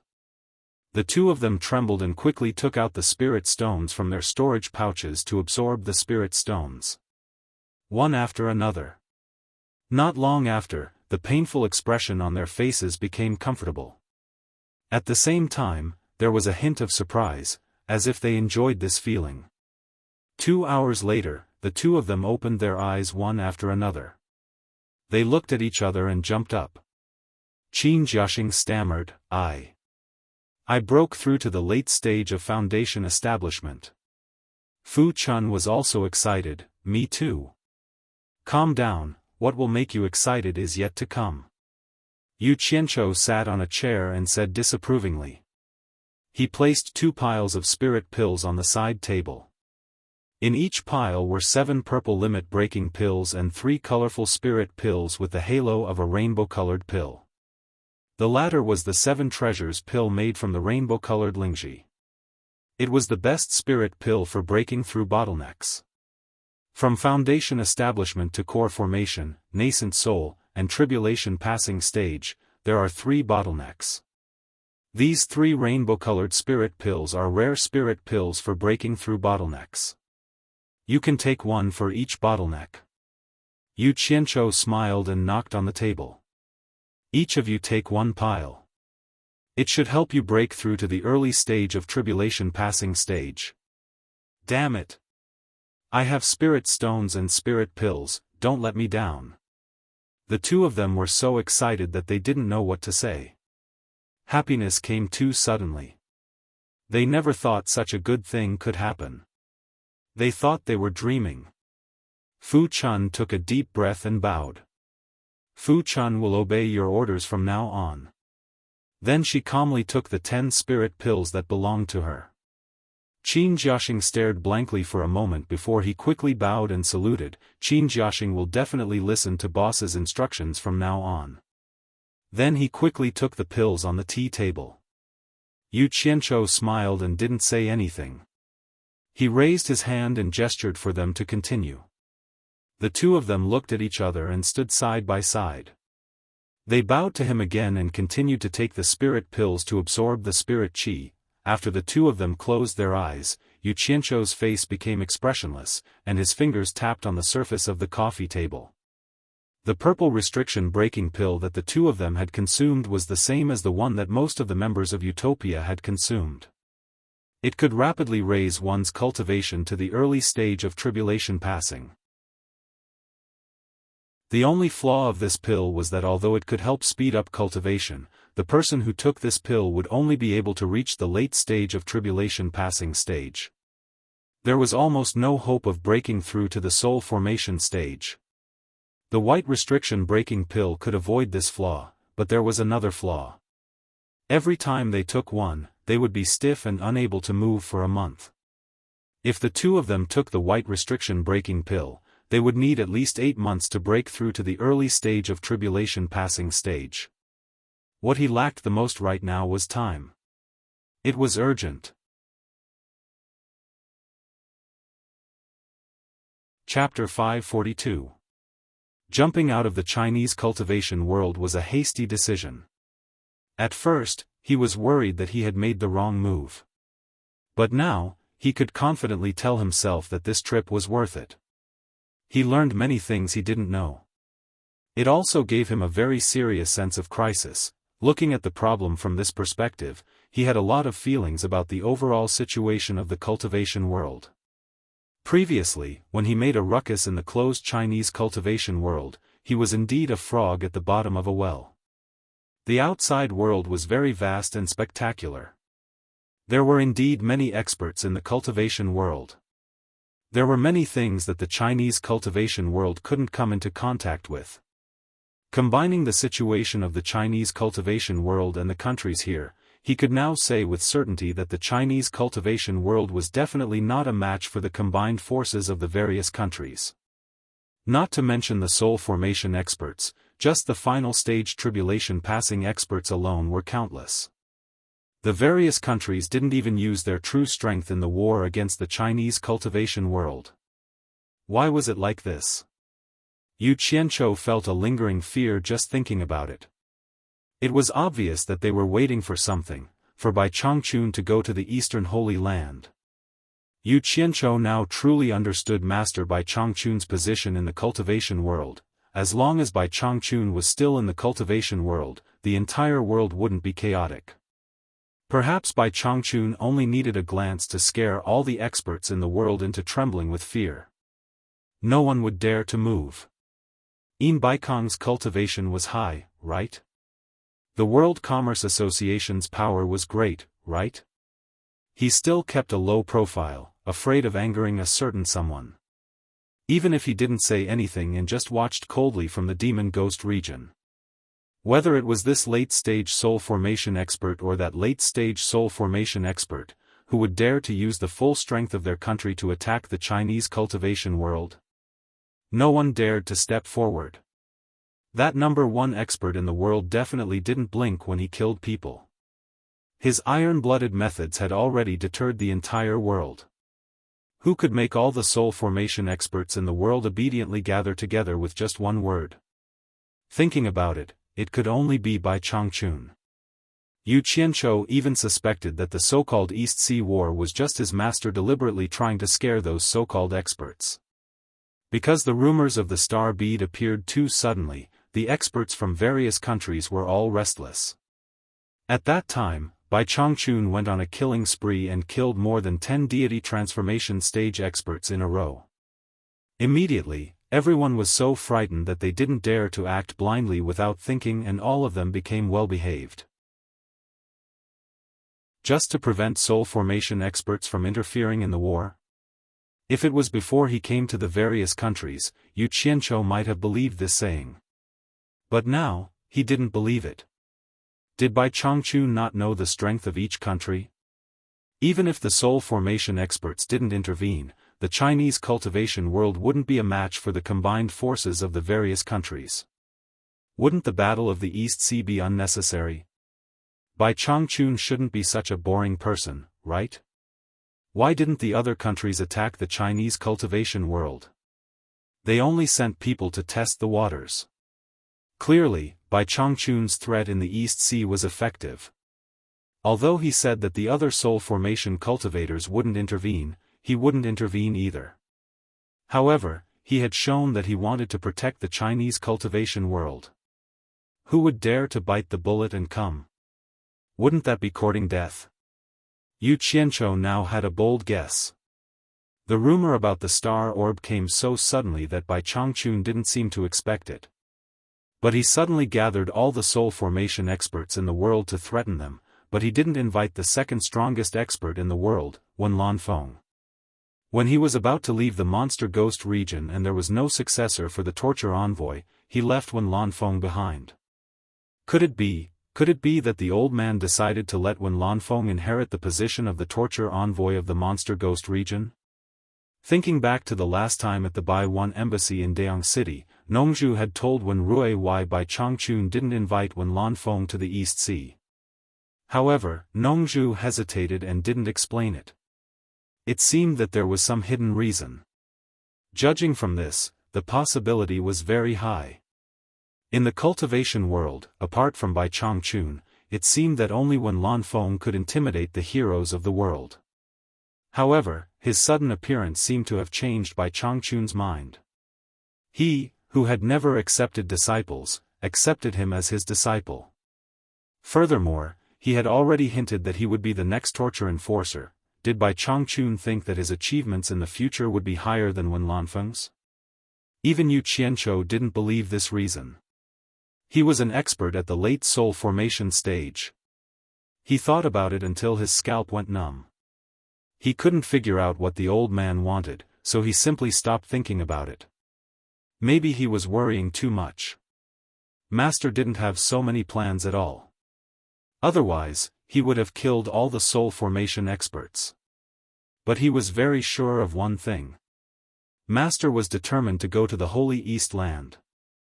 Once he left the cultivation world, all the countries would definitely join forces to attack the cultivation world of Wuxia. Not only the cultivation world, but the secular world would also experience a great calamity. A war to divide the interests of Wuxia was inevitable. At that time, the world would be in chaos. After understanding the general situation, Yu Qianzhou calculated that it would not be long before his master left for the Eastern Holy Land. He immediately felt that he was pressed for time. There was only 1 or 2 years left, which was nothing for the long life of a cultivator.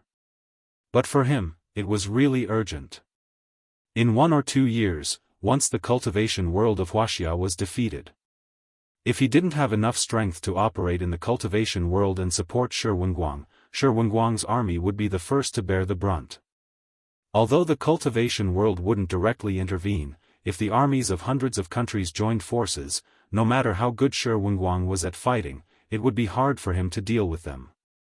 His years of hard work would go down the drain. Yu Qianzhou sat on the chair and smiled bitterly.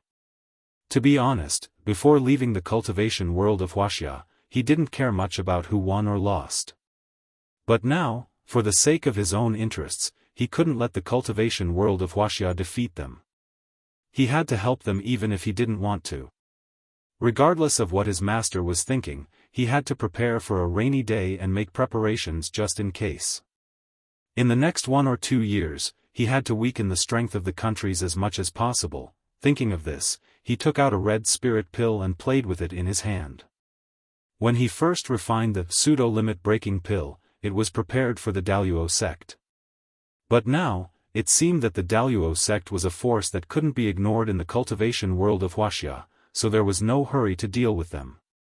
This pseudo-limit breaking pill might have to be used on someone else. As he pondered, he sat on the chair until the next day, when Fu Chun and Qin Jiaxing forcefully increased their cultivation to the early stage of the tribulation passing stage. The two of them stood up excitedly. Roar! They couldn't help but let out 2 clear roars, causing the room to buzz. Under the grapevines outside, the 6 women were wondering why the 3 men were hiding in the room for an entire day. Could it be that they were gay?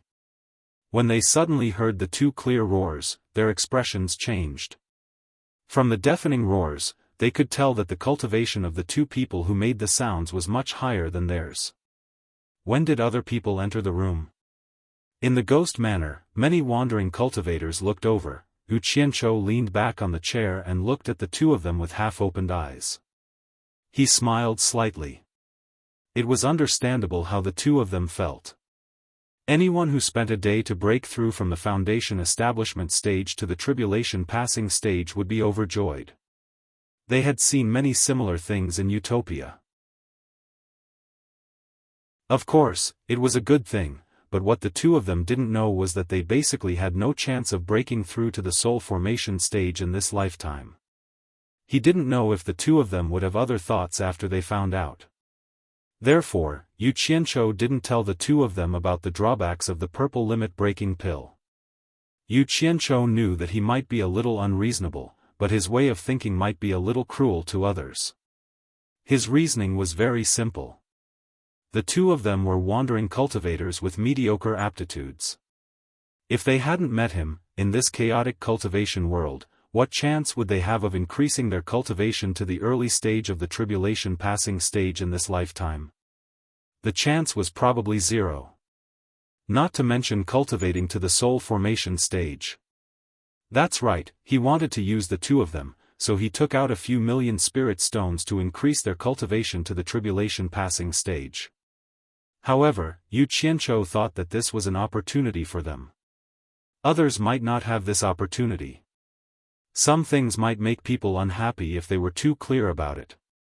For their own good, his own good, and mine, it was better to hide it. He thought that this kind of concealment was rational and kind. How's the effect? Are there any adverse effects on your body? Check it carefully. Yu Qianzhou leaned his arm on the tea table, his head half propped up as he smiled. The two of them nodded and quickly checked their bodies. Apart from the damage caused by forcefully increasing their cultivation, they were fine. Boss, there's no problem. Fu Chun clenched her fists and said excitedly. Never in his wildest dreams would he have imagined that such a day would come. Boss, there's no problem with me either. Qin Jiaxing kept rubbing his face with his palms. He was indescribably excited. Yu Qianzhou nodded and smiled as he looked at the two of them checking their cultivation. After a while, the two of them calmed down a little. Fu Chun brought the storage bag over respectfully and said, Boss, there's still about 800,000 high-grade spirit stones. Qin Jiaxing didn't dare to keep it to himself and brought it over respectfully. Yu Qianzhou sat up straight and waved his hand with a smile.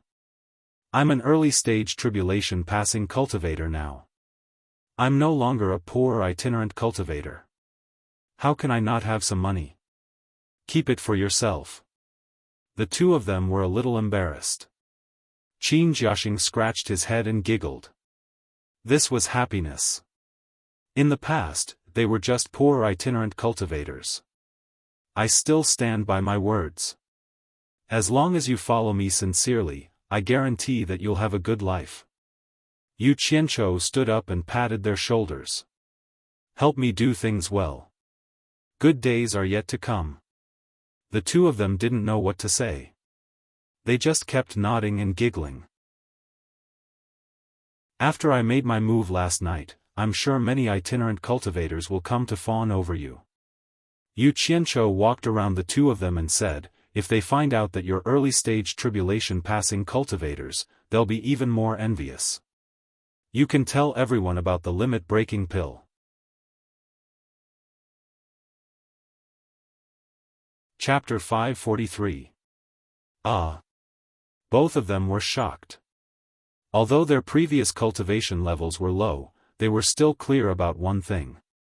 If such a treasure was made public, it would probably cause great trouble. Boss, you have to think twice. Fu Chun cupped her hands and advised earnestly, this limit-breaking pill is really too magical. Once outsiders know about it, I'm afraid all the cultivators in the world will flock to snatch it. Just like that Yu Qianzhou, because of these two treasured sabers, ended up being chased and robbed by cultivators from various countries. That's right, that's right. Qin Jiaxing nodded repeatedly and said very sincerely, Boss, this kind of thing really can't be leaked. Such a precious treasure will really bring about a fatal disaster.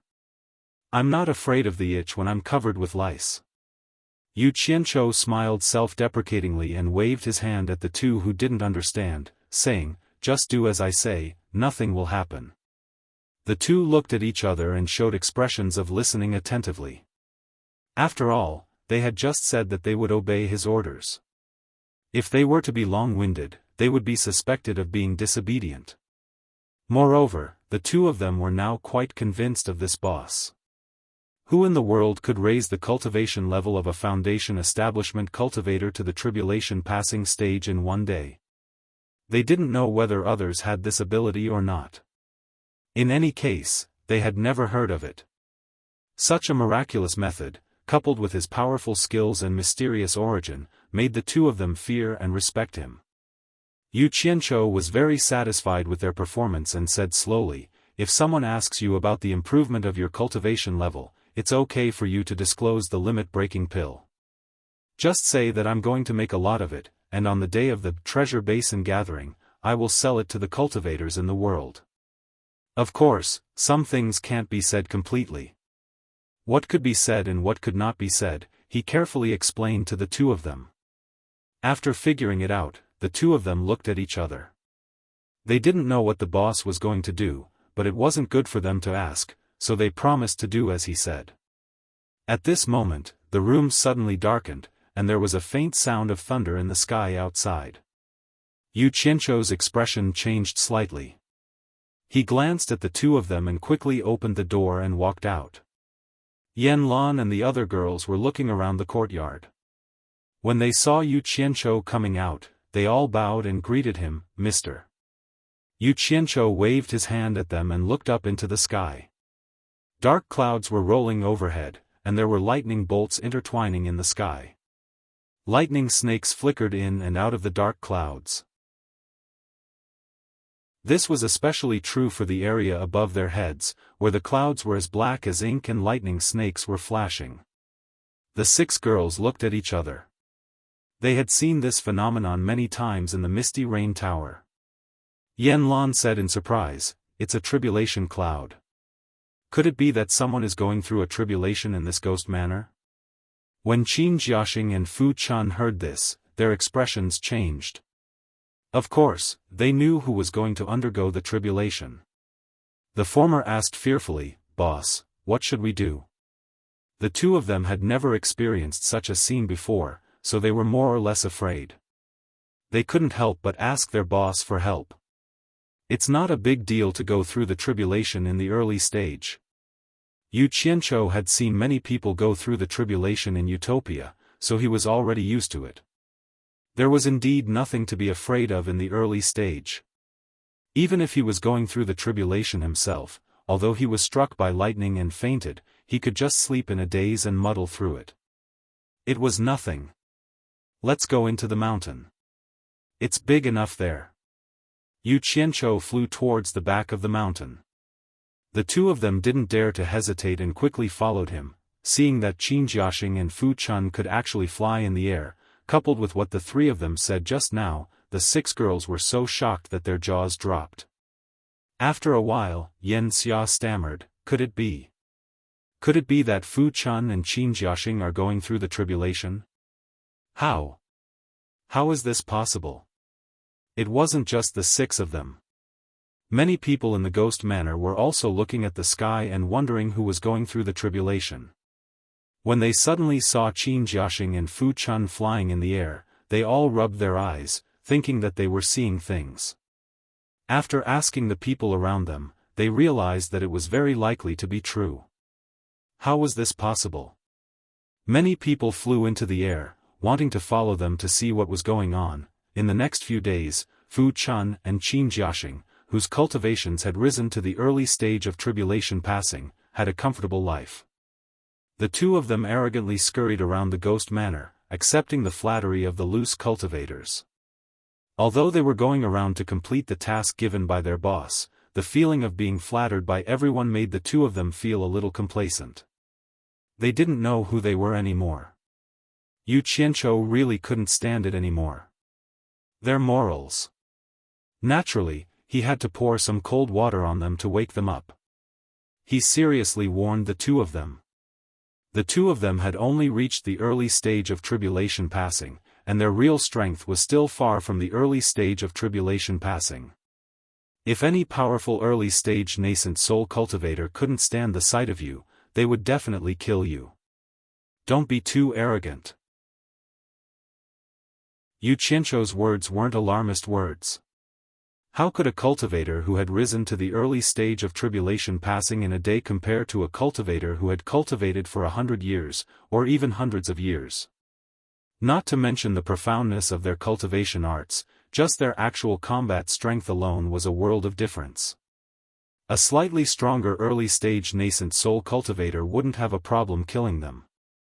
The level of one's cultivation didn't necessarily determine one's strength. This wasn't just a saying. Yu Qianzhou understood this very well. Precisely because he understood this, the members in Utopia who had forcefully raised their cultivation were forced to continuously train with all their might. This was so that when they faced actual combat, they would be able to minimize the number of casualties to the greatest extent. After being reprimanded, the two of them knew that their boss wasn't lying. After their minds became clearer, they restrained themselves a lot.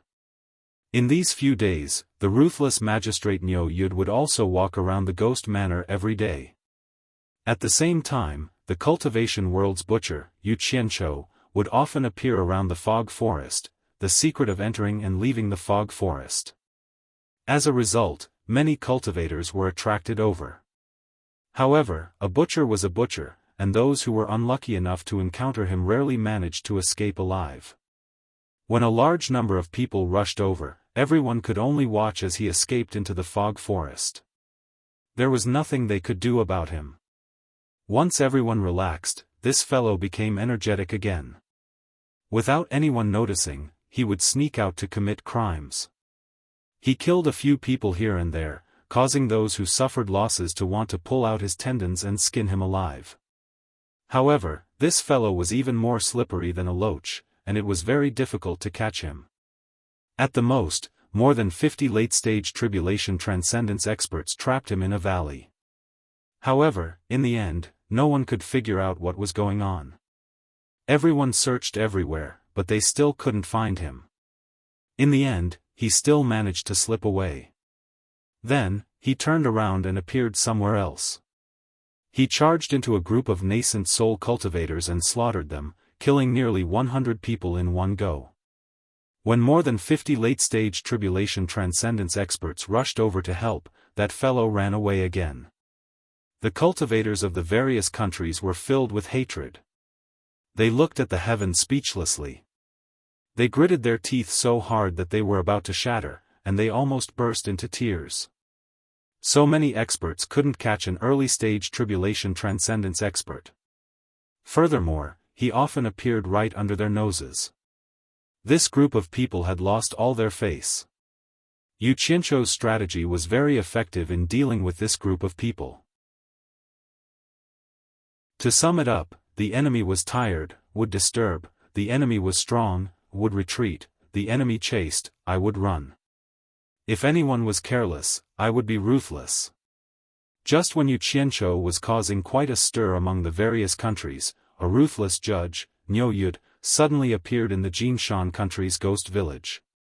This person's appearance more or less stole the limelight from the butcher Yu Qianchou. The experts of various countries temporarily stopped dealing with Yu Qianchou and focused their attention here. Ordinary cultivators in the cultivation world didn't know who the one-armed old man of the ghost village was, but the higher-ups of the various countries knew. This Niu Yud was actually able to shatter the one-armed old man's flying sword with one palm strike. Furthermore, he had shattered it into powder. It was truly unbelievable. When did such an expert appear in the cultivation world? What shocked them the most was that this Niu Yud was actually able to forcibly raise the cultivation of 2 foundation establishment stage loose cultivators to the early stage of tribulation passing within a day. Many people had seen it with their own eyes. This was simply too inconceivable. Limit-breaking pill. Limit-breaking pill. Limit-breaking pill. What a distant word. It was so distant that people had almost forgotten about it. Legend had it that during the chaotic battles of ancient times, a capable person with special abilities had refined a very overbearing spirit pill in order to gain the upper hand in the battle. It could forcibly raise the cultivation of the cultivators under him to the tribulation passing stage in a short period of time. This was only a legend. As for what exactly was going on, no one knew. They had only vaguely heard that this spirit pill was called the limit-breaking pill. Niu Yud could actually refine the limit-breaking pill. It was said that he could also refine it in large quantities and was even preparing to sell it at the cornucopia gathering in the future. This news was even more shocking than him shattering the one-armed old man's flying sword. Just think about it, which of the various countries' soul formation experts didn't have 1,000 or 800 cultivators under their command? Those with great powers even had tens of thousands of cultivators under their command. There were even some that had close to 100,000 cultivators under their command. For example, in Baikong's World Chamber of Commerce, the World Chamber of Commerce had more than 100,000 disciples. Although it was a mix of good and bad, and most of them had low cultivation. But what if they had the limit-breaking pill? 100,000 tribulation-passing experts, oh my God. Just thinking about it made people's blood boil. The headquarters of the World Chamber of Commerce, Cornucopia, God of Wealth Peak. On the God of Wealth Peak, the wind and clouds surged, causing people's clothes to flutter. At this time, the three people's emotions were the same, making it impossible for them to calm down. Yin Baikong, dressed in a black robe, stood tall on the peak of the mountain. No matter how strong the wind caused his robe to flutter, he didn't move an inch. His eyes were like an eagle's as he stared in the direction of the Golden Mountain country. However, under his slightly shriveled cheeks, one could clearly see his muscles twitching non-stop. It was obvious that his heart wasn't as calm as it looked. Sikong Ju and Jing Yuankong silently stood behind their master, limit-breaking pill. Sikong Ju's eyes flickered. As Yin Baikong's head disciple, he had followed his master for the longest time. At the same time, he was also his master's most trusted disciple. Some things were secrets between master and disciple. Sikong, is the news reliable? Yin Baikong asked without turning his head. Sikong Ju respectfully replied, we have planted our spies in the ghost manor. They saw it with their own eyes, so it shouldn't be wrong. Yin Baikong slightly nodded his head with his back facing the two. His voice was still calm as he said, Sikong, let's put the other matters aside for now. Pick enough capable people and personally go to the Golden Mountain country. Chapter 544. Yes. Sikong Ju answered decisively. He understood that if the limit-breaking pill was really that miraculous, it was too important to world commerce. Yin Baikong gradually turned around. He first glanced at Jing Yuankong, then at Sikong Ju, and said, the limit-breaking pill is extremely important. Logically speaking, I should personally make a trip, but I have to give face to the one-armed geezer, so it's not convenient for me to interfere. Not to mention Wen Lanfeng. Feeling that he had gone off topic, he paused and continued, it would be best if you can invite that Niu Yud to our world commerce. If not, see if you can buy the limit-breaking pills recipe. It doesn't matter if the price is high, as long as it's not too outrageous. In short, before we can guarantee the interests of world commerce, Niu Yud and the limit-breaking pills recipe cannot fall into the hands of others. It's too big of a threat to our world commerce. If necessary, we'd rather destroy it. Disciple understands. Sikong Ju bowed slightly and frowned, what if the lords of other countries interfere? Yin Baikong put his hands behind his back and said, you don't have to worry about this. One-armed old devil still has Lu Yanqing behind him. The lords of other countries won't run to Ghost Manor without any qualms. Not to mention Wen Lanfeng has already started meeting guests. I'm afraid everyone will have to go to Baiwan Nation first. I'll think of a way to hold them back and give you enough time. Disciple will do his best. Sikong Ju bowed.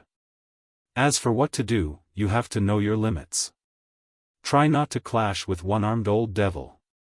Taking 10,000 steps back, didn't Niu Yud say he's going to sell the limit-breaking pill at the Treasure Basin gathering? If we can stop the others from succeeding before then, when the Cornucopia meeting is held, with the financial resources of our world commerce, we will also be the biggest winner, Yin Baikong said confidently. Yes. Sikong Ju also became confident. With his master holding back the other experts, he had nothing to worry about. Yuan Kong. Your eldest senior brother and I aren't here, so I'll leave the house to you. Yin Baikong called out. Disciple will definitely guard the house well and not let master and senior brother have any worries. Jing Yuankong replied. After giving some instructions, Yin Baikong quickly left in the direction of Baiwan Nation and disappeared into the distance. The two brothers also went down the mountain. One continued with his own work, while the other gathered people and prepared to go to the Jinshan Kingdom. In fact, it was not only the World Chamber of Commerce that took action. All the other countries were like cats that smelled blood, sending their most capable disciples and subordinates to the Golden Mountain country. For a time, the Yu Qianzhou incident in the Jinshan kingdom had not been settled yet, and now Niu Yud had stirred up a storm. One wave after another. Those cultivators who could only watch the show and could not get involved couldn't help but sigh. The current cultivation world was really in troubled times. Previously, the cornucopia had been pushed back from the 8th major event to the 9th major event. Now, it seemed that it had been pushed back by the limit-breaking pill incident, and the cornucopia could only be demoted to 10th again. By Wan Nation's sacred land, in the back room of the sacred palace, when Lanfeng slowly walked out of a complex sound transmission array filled with spirit stones. When he was on Obedient Island, he had obtained the coordinates of old ancestor Nan Ming's message formation. Just now, he had informed Obedient Island about the situation. The person he was talking to was Nongzhu, who had nothing better to do. He could imagine the scene of old ancestor Nan Ming shouting at the top of his lungs when he found out. Outside the curved arched door of the back room, when Rui greeted Wen Lanfeng, who had a slight smile on his face. He found that since the last time the old ancestor returned from the demon domain, there would be a smile on his face from time to time. The melancholy that always hung on his face had lightened a lot, as if he had let go of something that could not be resolved in his heart. What puzzled him the most was that although the old ancestor was defeated by Bai Changchun, he often maintained contact with the demon domain. Old ancestor, according to your instructions, the guests who have been waiting for a long time have been arranged to the bank of the heart-cleansing lake, Wen Rui reported as he walked slowly with Wen Lanfeng. Under the bright and hazy light, Wen Lanfeng lost some of his melancholy and appeared somewhat graceful and luxurious. As he walked along the white jade corridor, he asked, "How many people have come?" "Nearly 100 soul formation experts from various countries have come, and more are coming," Wen Rui replied. "Oh. Only nearly 100? Wen Lanfeng asked faintly, "Has the news that I want to meet the guests spread?" Wen Rui smiled and said, "The news has been released." "Old ancestor, do you plan to meet them today?" Wen Lanfeng said disapprovingly, "Wait for another day. Wait for more people. I don't have time to accompany them all day long." "Ah, this." Wen Rui smiled bitterly, "Old ancestor, this is not good. Some of the people who came early have been waiting for more than 10 days. Some people are already cursing us, saying that they have never seen us treat guests like this. Some people even said that if you don't show up, they will go back." "Humph." Wen Lanfeng stopped, turned around and said indifferently, "Go tell them that although my place is not as good as the demon domain's Obedient Island, it is not a place where anyone can come and go as they please. If they have the guts, they can try. When the time comes, I will personally visit them." The majesty of the world's second expert was revealed in an instant. Then he snorted as he walked, "Looks like I have to learn from Bai Changchun. Sometimes, being too polite to others is not necessarily a good thing. Obedient Island is still peaceful and free. Who would dare to disturb it?" Wen Rui's expression twitched. Although it was a good thing that the old ancestor's fighting spirit had reappeared, he would offend many people if he told them the exact words. After all, Baiwan Nation was not as aloof as the demon domain. Everyone had frequent dealings with each other. "Is there any news from the misty forest?" Wen Lanfeng asked again. Wen Rui quickly caught up and replied, "Everyone's attention is now on the ghost manor." Over at the misty forest, Yu Qianzhou appeared a few times, but seeing that no one was paying attention to him, he hid in the misty forest and didn't appear again. "Ha! What is this guy trying to do?" Wen Lanfeng shook his head and smiled. When the news that there was a treasure left by the demon monarch of 10,000 swords in the misty forest, he was also tempted. Baiwan Nation was also gathering people to prepare for the treasure. But when he heard the news that it was Yu Qianzhou who leaked it, he immediately stopped the operation. Combined with Nongzhu's evaluation of Yu Qianzhou, he instinctively felt that there was something fishy about it.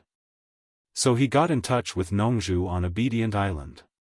When Nongzhu heard about it, she said suspiciously, based on that kid's character, even a piece of trash is divided into several storage bags. How could he easily tell others about such a precious treasure? Wen Lanfeng, are you sure about this news? Wait, even if it's true, don't make a fuss. Maybe it's that kid's up to something again. By the way, don't worry about him for now. Let's keep in touch and see what he's up to. Was there such a thing? Wen Lanfeng was speechless. In the following days, he jumped out of the scene and observed the changes from the perspective of an outsider. Sure enough, he found that none of the forces involved in this matter got any benefits. It seemed that they all suffered some losses. He kind of believed that it was Yu Qianzhou who was playing tricks on them. There are no soul formation experts in the Mist Forest who are involved, right? This was what Wen Lanfeng was worried about. He was worried that Yu Qianzhou would suffer losses and it would be hard to explain to that person on Obedient Island. When Rui knew that the ancestor had been watching Yu Qianzhou silently, even though he didn't hear it clearly from the ancestor during this period of time. He was quite protective of Yu Qianzhou. He smiled and said, there were soul formation experts who rushed to the Mist Forest before, but they were startled by that hero. They were afraid of following in the footsteps of Hua Zongming and Pu Taidong, so they rushed back to make arrangements. Even if they want to take action, I'm afraid they have to wait until they see you. The two had already walked out of the holy hall and were bathed in the sunshine outside. When Lanfeng stopped quietly and said slowly, go to the heart-cleansing lake and tell them that I'll see them tomorrow. Obedient Island in the Demon Domain, on the edge of the 1,000-mile lake. Nongzhu was holding a long and slender golden sword. She flicked it with her fingers and sighed constantly. After a long time, he turned around and pointed at the ancestor of Nanming helplessly and said, You're also known as the #1 blacksmith in the cultivation world. The materials that Old Bai collected with great difficulty to refine a upper-grade spiritual treasure were actually refined into a middle-grade spiritual treasure by you. I don't even know what to say about you. The Nanming old ancestor, who had a strong body and a tall physique, hung his head and said somewhat innocently, I was very confident this time and was about to succeed. At the crucial moment, who knew that Qinghua would play tricks on us? The intensity of the fire fluctuated. It's like seeing a ghost. He said to Bai Changchun, who was standing quietly by the lake, with great shame, Bai Changchun, I'm really sorry. I didn't want this to happen. He didn't know how many times he had said this apology. Nongzhu rolled his eyes and knocked on his shoulder with his sword. He said with a, hey, Old Bai is going to the East Holy Land. Don't you know what a good sword means to him? What's the use of just apologizing? I say. Don't hide the treasures of your Xian Island anymore. Spill them all out and see if you can refine another one. The ancestor of Nanming's face twitched painfully. He pushed away the sword that Nongzhu put on his neck and gritted his teeth and said, all right, I'll go back and take a look. I'll try to refine one before you go to the East Holy Land. I hope it can help you. That's right. Nongzhu smiled wickedly. Shamelessly, she wrapped her arms around Nanming ancestor's neck and asked, do you want me to go with you? The ancestor of Nanming pushed him away in disgust. Just as he was about to scold him, he heard Bai Changchun say indifferently, Nanming, I appreciate your kindness. There's no need to trouble yourself. You don't have to feel guilty. I've seen the process of refining. It's not your fault. It's that Qinghua that suddenly had a problem. I lost my life. This is heaven's will. Nongzhu, who was making faces, and the disgusted ancestor of Nanming were stunned at the same time. Nongzhu said in shock, Old Bai, what do you mean? Don't worry. It's okay. Nanming was willing to do it. No one forced him. Nanming, tell me, did you do it willingly? As he spoke, he kicked the ancestor of Nanming's butt and let him speak for himself.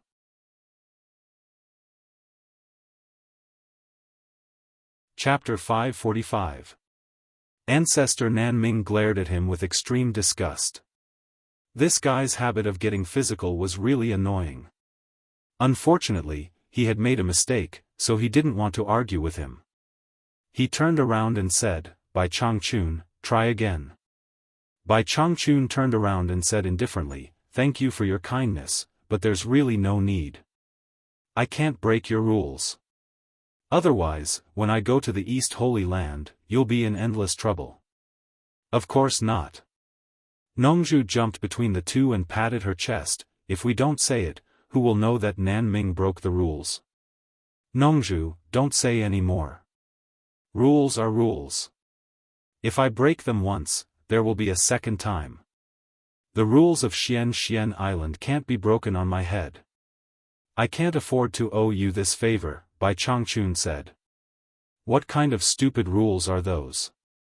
Nongzhu shouted at Ancestor Nan Ming unreasonably. Nan Ming was speechless. He understood that Nongzhu was anxious about Bai Changchun's matter, so she spoke without thinking. "Nongzhu, don't make things difficult for him," Bai Changchun frowned. Nongzhu stared at Ancestor Nan Ming angrily. The latter smiled helplessly and cupped his hands at Bai Changchun. "Bai Changchun, I'm really sorry. I'll take my leave first." He felt ashamed to stay any longer. Bai Changchun smiled faintly. He knew that Ancestor Nan Ming would feel uncomfortable if he stayed. He raised his hand and thanked, "Sorry for the trouble, I won't see you out." "I wouldn't dare." Nan Ming shook his head in shame. Then, he let out a clear whistle. After a while, his red dragon flapped its wings and flew over from afar. An illusory figure landed on the wyvern's back. Nan Ming, who was riding on the wyvern, was about to leave. Suddenly, he raised his hand and slapped his forehead, as if he had thought of something. "Bai Changchun, the cornucopia is about to be held. Maybe you can buy the materials you need. If you have all the materials, tell Nongzhu to bring this to me. I'll come immediately." Nan Ming threw out a dark shadow. Nongzhu caught it and took a look. It turned out to be the black tusk that was taken from the gate of the underworld to invite him. Bai Changchun was startled. "How can I do that? I have another item here. I can't break your rules." Nan Ming waved his hand and smiled. "My rules didn't say that I can't return someone's things. Bai Changchun, don't make me leave Obedient Island with guilt again." She still owed him a favor. Bai Changchun wasn't a long-winded person. He raised his hand to thank her for the second time and said, "I won't be sending you off. Farewell, Senior Nan Ming." On the other side, Ze and Hibiscus bowed together, while Miss Mu followed a few steps behind. "Farewell." Nan Ming returned the greeting and waved at the three women. The wyvern under his feet let out a dragon roar, then flapped its wings and quickly flew away, turning into a black dot and disappearing. Nongzhu weighed the thing in his hand and said with satisfaction, "This old man knows his place." He tossed it into his storage pouch and shook the golden sword in his hand. "Since you have no use for this, why don't you leave it with me for now? I'll keep it safe for you." As soon as he finished speaking, a strong force pulled the sword away from his hand. The sword was floating in front of Bai Changchun, and Bai Changchun was using 2 fingers to draw something on the sword. Nongzhu saw the word hibiscus engraved on the sword. Bai Changchun waved his sleeve and the golden sword flew out with a whoosh.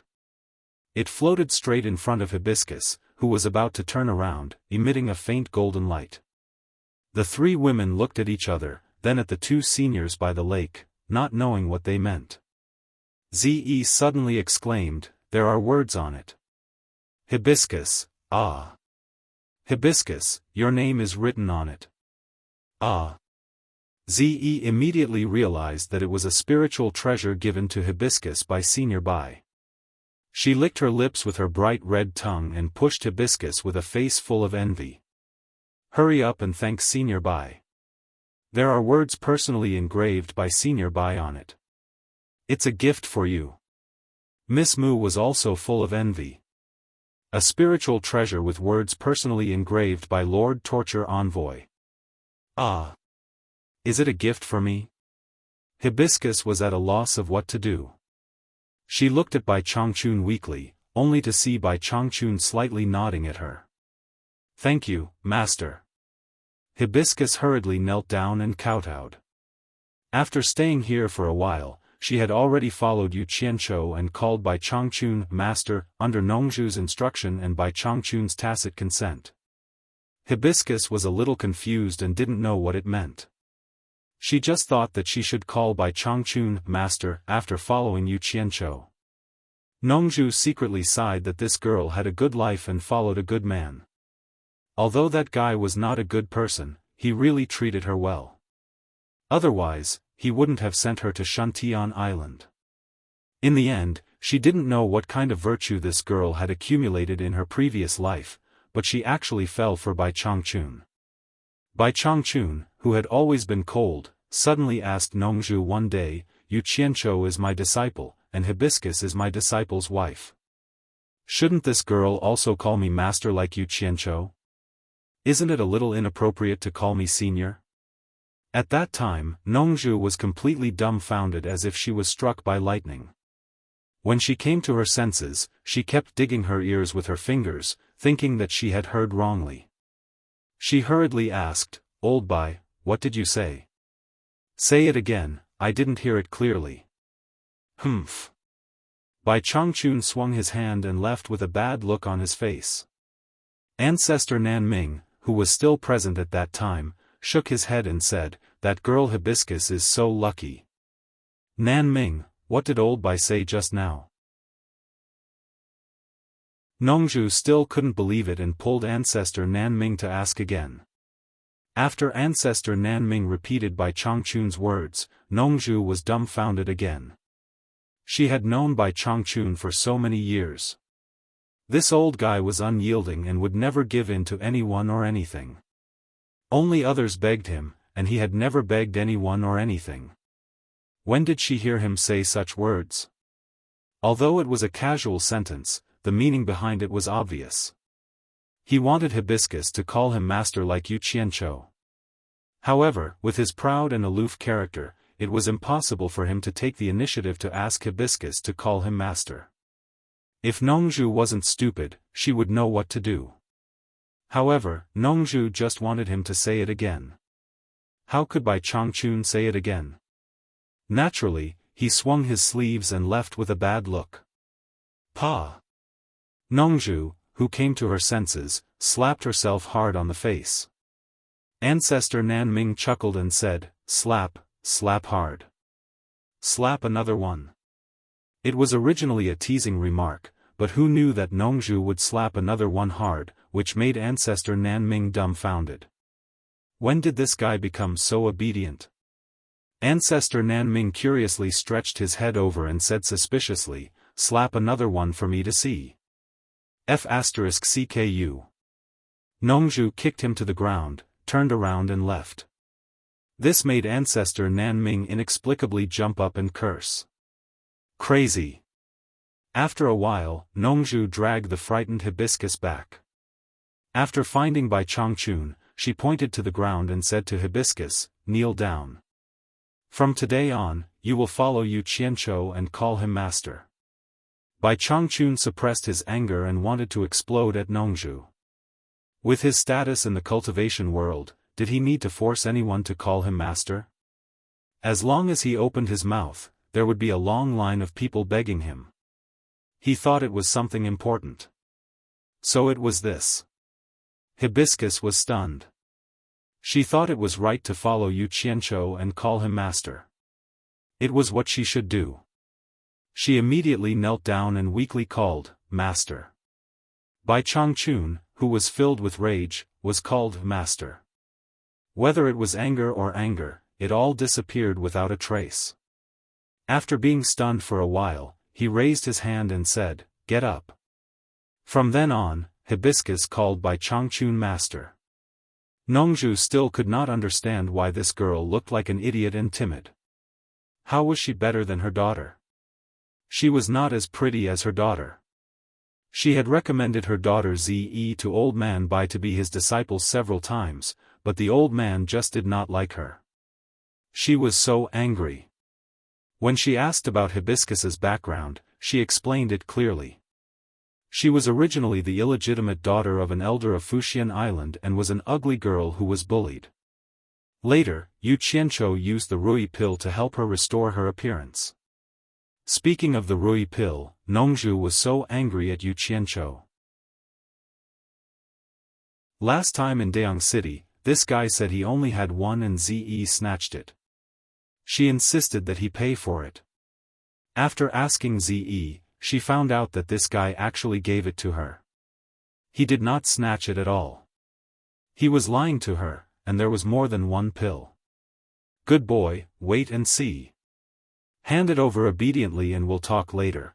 Putting this matter aside, even if Hibiscus was from Fuxian Island, the #1 sect in China's cultivation world, she was not as good as the daughter of the island master of Purple Bamboo Forest in the South Sea, the famous soul formation expert Nongzhu. After thinking about it, she could only think that Hibiscus was lucky. Perhaps old man Bai was doing this out of respect for his precious disciple. No matter what, this master was very, very precious. In the cultivation world, it was comparable to any powerful magic treasure. As long as Hibiscus said that her master was Bai Changchun, she could do whatever she wanted in the cultivation world. As long as Bai Changchun was alive, no one would dare to touch her. Sigh. This girl's value doubled in the blink of an eye after she called him master. At this moment, Hibiscus stood up and reached out her hands to grab the sword with sincerity and excitement. No matter how immature she was, she knew that this sword was a spiritual treasure. She had only heard of it in legends. She did not expect to get one today.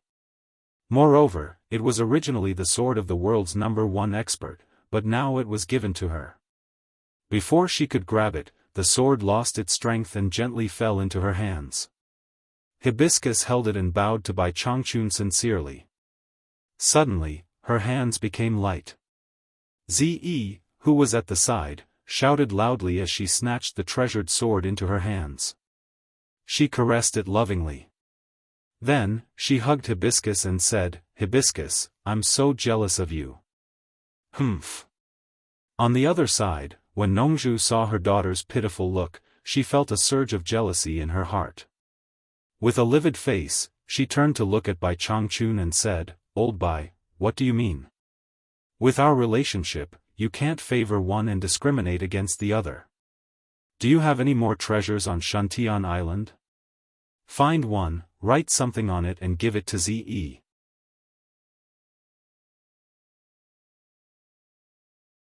Chapter 546. He made it sound easy, but he made it sound like treasures were like weeds that could be plucked from the roots on Shantian Island. Bai Changchun glanced at him coldly. This guy would go crazy from time to time. Bai Changchun ignored him and turned to walk to the center of the island. Nongzhu blocked in front of him and said in a deep voice, "Ze is your junior after all. It's not too much to ask you to give her a treasure as a gift." Bai Changchun stared at him, feeling angry and funny at the same time. Even if he wanted to give her a gift, he had never seen someone so thick-skinned as to ask for a gift. He said slowly, "I don't have any treasure here." Nongzhu was stunned. He believed what Bai Changchun said. He dared to say anything, but he would never lie. So he said gloomily, "How about I find a treasure and you write something in front of Ze and then give it to her? I'm not as bored as you." Bai Changchun shouted in a low voice, "Get out of my way, or don't blame me for being rude. I won't let you go even if you beat me to death." Wait, I seem to have a sword at the level of spiritual treasure." Nongzhu checked his storage bag. He was fearless because he knew that Bai Changchun would not go too far even if he wanted to teach him a lesson. Bai Changchun's face instantly turned cold. He hated it when someone took advantage of his weakness. He made a grabbing gesture with his right palm, and there was a faint chi of chi surrounding it. Obviously, he wanted to teach Nongzhu a lesson. At this moment, Zi, who was hugging Furong, suddenly said with a stern expression, "Furong, how about I become Yu Qianzhou's woman like you? In that case, I can also call Senior by Master. Perhaps Senior by will also give me something." Lady Mu was stunned, and so was Furong. The two girls looked at her serious face and did not know if she was joking or serious. Zi hugged Furong's arm and shook it. "What's wrong? Furong, are you not willing?" Furong was stunned and shook her head.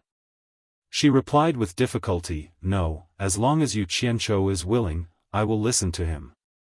Her words were so powerful that Bai Changchun's anger disappeared completely. His expression was indescribable. He did not look at the girls but stared at Nongzhu. Time flew by in the blink of an eye, but none of them knew how precious it was. Nongzhu, who was engrossed in checking the storage bag, was stunned. In an instant, she froze there motionlessly. After a long time, it was as if he had woken up from a deep slumber for millions of years. He slowly raised his head and met Bai Changchun's gaze. His eyes were a little unfocused, as if he had been badly frightened. Then, he slowly turned his head to look at the girls. A mocking expression slowly appeared on Bai Changchun's face. This expression had not appeared on his face for more than 2,000 years. He raised his finger and said, "Nongzhu, did you hear that? If you want me to give you a treasure with inscriptions, it's very simple.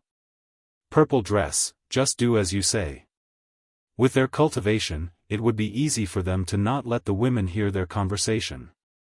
The three women looked at each other, each with their own thoughts, and did not pay attention to the movements of the two senior experts. After Zi heard Furong's reply, her face suddenly flushed red.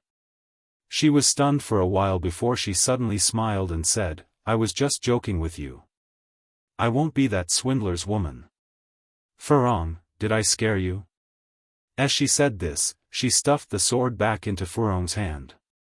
Even though she said this, the guilty conscience in her eyes was noticed even by Furong, let alone the others.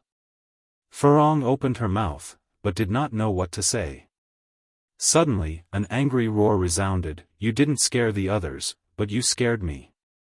Nongzhu teleported over and stared at Zi with bright eyes. She said, "Zi, tell me, were the words you said just now the truth?" Ziyi's eyes darted around, not daring to meet her master's eyes. She pouted and said, "I was just joking." She replied casually, but in her heart, Nongzhu said, "It's over, it's over." He was a veteran in love affairs, and had dealt with countless women. What kind of women had he not seen? His daughter's words and actions had completely betrayed her inner thoughts. Nongzhu felt a little dizzy. Of all people, why did it have to be that guy with an extremely bad character, who made her gnash her teeth the most? Heavens! Is this your retribution for me in this life? For the sake of my daughter, I have already cultivated myself, why did you? Nongzhu silently raised her head and asked the heavens speechlessly, but the heavens were also speechless. Nongzhu, what kind of treasure do you want me to inscribe on?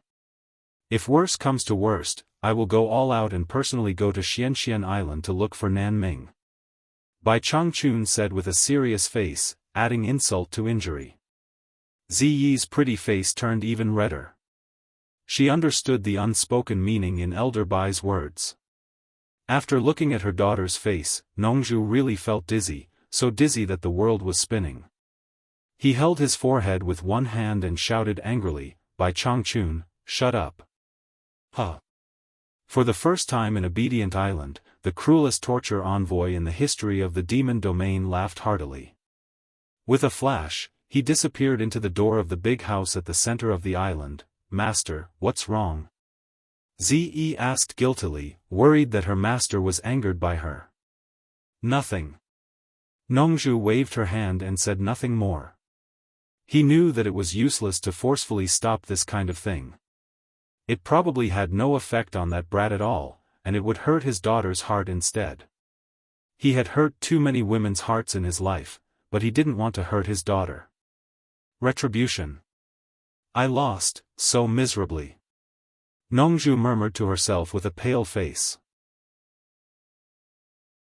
She walked towards the big house in a daze, her back hunched and her steps staggered. Mr. Nongju, the famous free cultivator who was known as the most handsome man in the cultivation world, seemed to have aged 1,000 years in an instant. He had long noticed that his daughter had an unusual feeling for Yu Qianzhou, but his daughter had always been his darling, so how could he let that bastard take her away so easily? Therefore, Nongju had been holding back his anger, and from time to time, he wanted to beat up Yu Qianzhou to vent his anger. He remembered that when Yu Qianzhou first came to the purple bamboo forest in the South Sea, he had warned Yu Qianzhou not to have any improper thoughts about his daughter. It seemed that that brat really did that, and he could see that Yu Qianzhou did not have any ideas about his daughter. However, the god of fate favored that brat very much, and helped that brat to put the shackles of fate on his daughter that she could not break free from. Yu Qianzhou, who was thousands of miles away, did not do anything to him, but hit his soft spot. Nongju, who had been secretly holding back his anger, was completely defeated. That was why he said, I lost, so miserably. The feeling of losing the most precious thing made him feel lost. Zi looked at her master's back blankly, wondering if she had done something wrong. Nongju staggered into the big house, and collapsed on the ground. She seemed to have no strength left in her body, and lay there with her limbs open. Bai Changchun, who was sitting cross-legged, stared at her and frowned. He knew that Nongju loved Zi, and he could understand her feelings, but he did not say anything. There was silence between them. After a long time, Nongju sighed, Old Bai, you saw it? What? Zi and Yu Qianzhou. I never worry about that thing, because it is useless to worry about it. The more I worry about it, the worse it will be. Bai Changchun shook his head slightly, and then sighed, Nongju, let go. Zi is not a child. You keep her by your side, which is not love. She needs her own life, good or bad, bitter or spicy, it is something she must experience in her life, and she needs to taste it by herself. You filter all the taste, and only give her sweet food. You should know that if she eats too much sweet food, she will get tired of it, and it will also become bitter.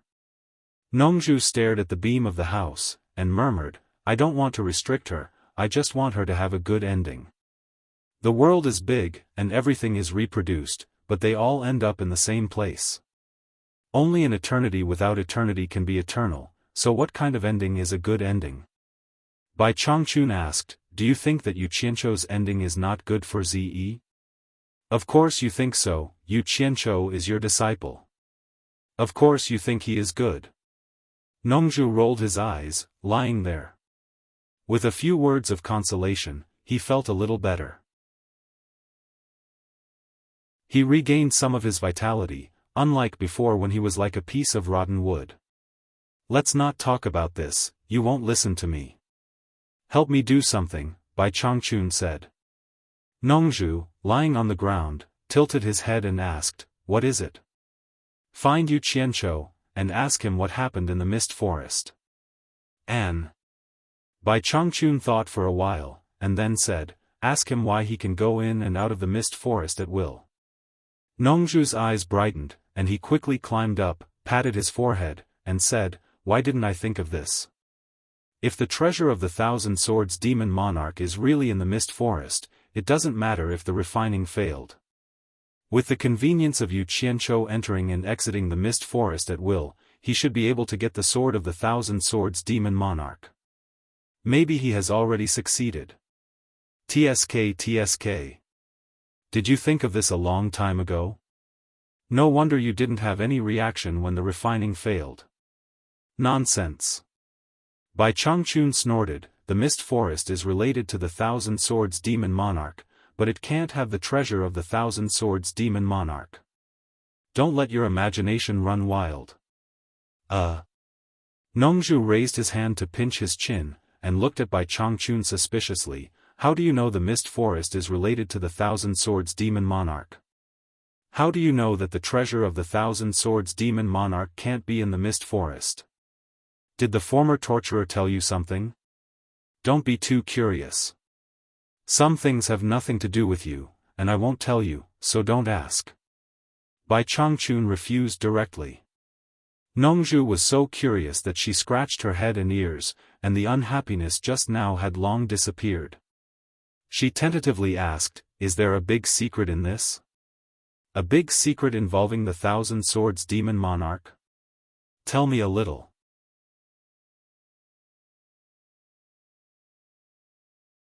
Chapter 547. Bai Changchun glanced at him indifferently and said, "The Demon King of Swords created the Demon King of Demons. Some things about him have been passed down from generation to generation by the torture envoys and will not be disclosed to outsiders. You had the chance to know, but you gave it up. Even so, I can give you another chance. If you swear to take over as the next torturer, I'll tell you without you even asking. Do you really want to know?" Nongzhu, who was dawdling and acting shamelessly, was stunned. His face twitched for a while before he shrank back and said embarrassedly, "I just asked casually. It's fine if you don't want to tell me, but you don't have to be so serious. Don't you want to know?" Bai Changchun snorted and said, "I trust the judgment of the former torture envoy." Nongzhu waved his hand and said, "Forget it. That old thing makes me nervous. You'd better tell your precious disciple." It was not worth it for him to put on the shackles of the Demon King of Demons for a secret that had nothing to do with him. He lived a carefree life now. He could eat, sleep, leave, and stay as he pleased. The world was big, and he could do whatever he wanted. "Go early and come back early," Bai Changchun said coldly. He was urging him to hurry up and stop dawdling. "Humph." Nongzhu got up unhappily and said while pulling his clothes, "It's my bad luck to meet you. You always order me around. I just want to ask you a question. You can go by yourself. Why do you always ask me to pass the message?" Although he said so, he also knew that if Bai Changchun showed up in all the countries to look for someone, it would be a little too noisy. This guy didn't show up easily. Once he did, he would shock the world and make all the practitioners panic. Those who didn't know would think that something big was going to happen again. There was no other way. He was so famous. Walking to the door, Nongzhu suddenly turned around and asked, "According to the news from Wenlanfeng recently, Yu Qianzhou is making more and more trouble. Aren't you afraid that he won't be able to clean up the mess?" "There's nothing bad about it. The bigger the trouble, the better. If it was too quiet, it would create trouble for him. Let him get used to it, then I can leave in peace," Bai Changchun said calmly. Nongzhu was dumbfounded. She really wanted to call him a lunatic. It turned out that this old thing really let his apprentice do whatever she wanted. For the growth of his apprentice, he used the whole cultivation world as a whetstone. His mood had fluctuated too much today, and he didn't want to be agitated anymore. Nongzhu flashed outside and went to the sound transmission formation left by ancestor Nanming. After sending a message to Wenlanfeng, she quickly flew away. In the sacred land of Baiwan Nation, ancient trees covered the sky densely. In the depths of the jungle, the surface of the heart-cleansing lake was as calm as a mirror, reflecting the blue sky and white clouds. From time to time, various kinds of birds would fly past. There were many pavilions and buildings by the lake, and the morning mist curled up like smoke. It was like a fairyland on earth. This was the place where the literati of Baiwan Kingdom used to entertain their guests. Occasionally, there would be people walking back and forth between the pavilions. There were also cultivators in groups of 3 to 5 who were chatting together. From time to time, people would descend from the sky. Most of them rejected the disciples sent by the Wen family to attract the guests and joined the crowd of cultivators to chat. At this moment, the sound of someone flying through the air could be heard. From the sound, it didn't sound like an ordinary expert. Everyone looked up. As soon as they looked up, they saw an old man in a black robe stopping in mid-air. He laughed and said, "Brother Changsho, I didn't expect you to be one step ahead of me." The person was Yin Baikong. Many people greeted him, but many turned their heads away in disgust. Below, there were 4 people standing on a stand that extended to the lake. Compared to other places, this stand was bigger, but there were fewer people. There was no other reason than that the 4 people below were the top 10 experts in the cultivation world. They were all experts in the late soul formation stage. Cultivators had their own circles, and it was difficult for those who were not of a high enough level to gather together. Just like in the secular world, the top figures' levels were too high, and they didn't have a common language with those of a lower level. Small figures couldn't afford to play with them. "Yin Baikong, you're late." The gray-robed old man leaning against the railing glanced at him. This person was the lord of the Eastern nation, the palace master of the heavenly peak cloud palace, Hu Changsho. Yin Baikong landed beside him with a string of shadows. Just as he was about to speak, someone laughed and said, "Yin Baikong, you look good." Yin Baikong turned around and glanced at the 3 people standing a few meters away. He cupped his fists indifferently and said, "Pei Fong, O Yangda, Qi Jiujuan, long time no see." The 3 of them looked at each other and smiled. It was a smile that harbored evil intentions. A fat man in blue slowly moved towards Yin Baikong. He was plump and round, and his face was covered in grease. He looked like a rich landlord. This person was the lord of the Thousand Joy Nation, a late soul formation stage expert, Pei Fong. He nodded solemnly and said, "It has been a long time. I heard that your grandson was kidnapped, so I wanted to meet you and tell you to restrain your grief. Who knew that you were really willing to take out 300 million high-grade spirit stones to ransom him? This Pei is very surprised." As expected of the boss behind the World Chamber of Commerce, "You're very rich." The 2 of them stood together. They were about the same height, but one was fat and the other was thin. The difference in size was too great. Yin Baikong narrowed his eyes and sneered, "Fatty Pei, you were lucky to escape last time. Do you want to fight again today?" "What do you mean by lucky to escape?" "Last time, it was your fatty grandpa who had an urgent matter and left first." "What? You want to fight again here?" Pei Fong looked around and the fat on his face shook. He clicked his tongue and said, "I don't mind, I can accompany you anytime. But this place is beautiful and it's Wen Lanfeng's territory. I'm afraid you don't have the guts." "Fatty Pei, you're not afraid, do you think I am? If you dare come, I'll accept." Yin Baikong retorted. At this time, the lords of the surrounding countries were watching. Even if they were afraid of Wen Lanfeng, they couldn't lose in a verbal argument in public. Otherwise, they would lose face. O Yangda and Qi Jiujuan looked at each other and slowly walked to the left and right of Pei Fong. The former said indifferently, "It's better to have fun together than to have fun alone.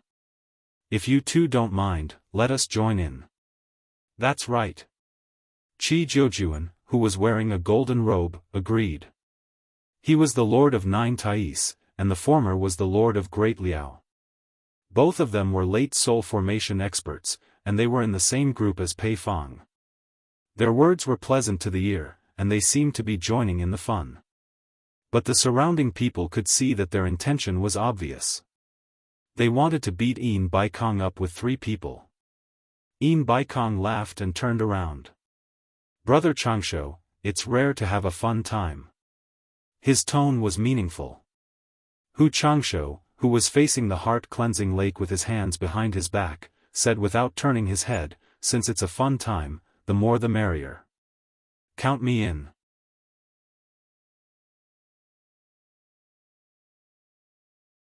Chapter 548. Needless to say, Hu Changsho was definitely on Yin Baikong's side. He. Interesting. Many lords from various countries smiled lasciviously, rubbing their hands in anticipation. 5 late-stage spirit-severing experts actually wanted to fight 3 against 2 in Wenlanfeng's territory. It was definitely exciting and not to be missed. This trip was definitely worth it. Of the top 10 experts in the cultivation world, Bai Changchun and Wenlanfeng, ranked first and second, had always relied on their profound cultivation to act independently and never did things like forming a gang. The remaining 8 people were not so confident. Perhaps it was because they felt insecure, perhaps it was for common interests, or perhaps it was to resist other powerful forces. They gathered in groups of 2s and 3s. Bing Chengzi, Yin Baikong, and Hu Changsho were jackals of the same tribe. O Yangda, Qi Jiujuan, and Pei Fong were entangled together. There were also 2 others who thought their cultivation was higher than these 6. The 2 felt that they were evenly matched, so they reluctantly grouped together. These 2 might have been overconfident, thinking that no one in the world could beat them together. Back in the East Sea, they were not convinced by Bai Changchun. At the same time, they seemed to have taken some wrong medicine and joined forces with great confidence to challenge the world's #1 expert. In the end, Bai Changchun gave the 2 of them a quick death. They no longer had the chance to be alive and kicking. They were dead. From then on, 2 of the top 10 experts were gone. Therefore, a large group of mid-stage spirit-severing experts became the candidates for the 2 vacant spots. No one was convinced by each other and felt that they had the ability to be ranked among the top 10 experts. Sometimes, this kind of false reputation could also drive people crazy. For this false reputation, there would be endless friction. Once these 5 people started fighting, 1 or 2 of the top 10 experts would die. Wouldn't that mean that there would be 1 or 2 vacancies? It would be best if they could infuriate Wenlanfeng and kill 1 or 2 of them. That would be even better. Everyone looked at the 5 of them expectantly. Hu Changsho silently stood beside Yin Baikong. The 2 stood calmly and a faintly discernible killing intent began to surge. The 3 people opposite them looked at each other and revealed a cold smile. 3 against 2, this kind of opportunity was rare. The fat on Pei Fong's face trembled as he said, "Should we wait for Bing Chengzi to come? Otherwise, he will say that we are bullying with numbers." "Wait for Bing Chengzi? Aren't you afraid of biting your own tongue?" Yin Baikong sneered, "I heard that you, Fatty Pei, have escaped death more than 10 times in the hands of Bing Chengzi. Aren't you afraid that you won't have another chance to escape this time?" Hu Changsho said indifferently, "It escaped from me 5 times. Yin Baikong stared blankly for a moment before replying, "It's the same. I have 5 times with me." The 2 of them stared blankly for a moment before looking at Pei Fong with disdain. Whispers immediately rang out in the surroundings. Normally, it was impossible for them to fight against soul formation final stage experts. Who would have thought that there would be such a powerful person among them? Pei Fong glanced around proudly. He did not feel embarrassed at all. Instead, he had an expression that said, "What do you guys know?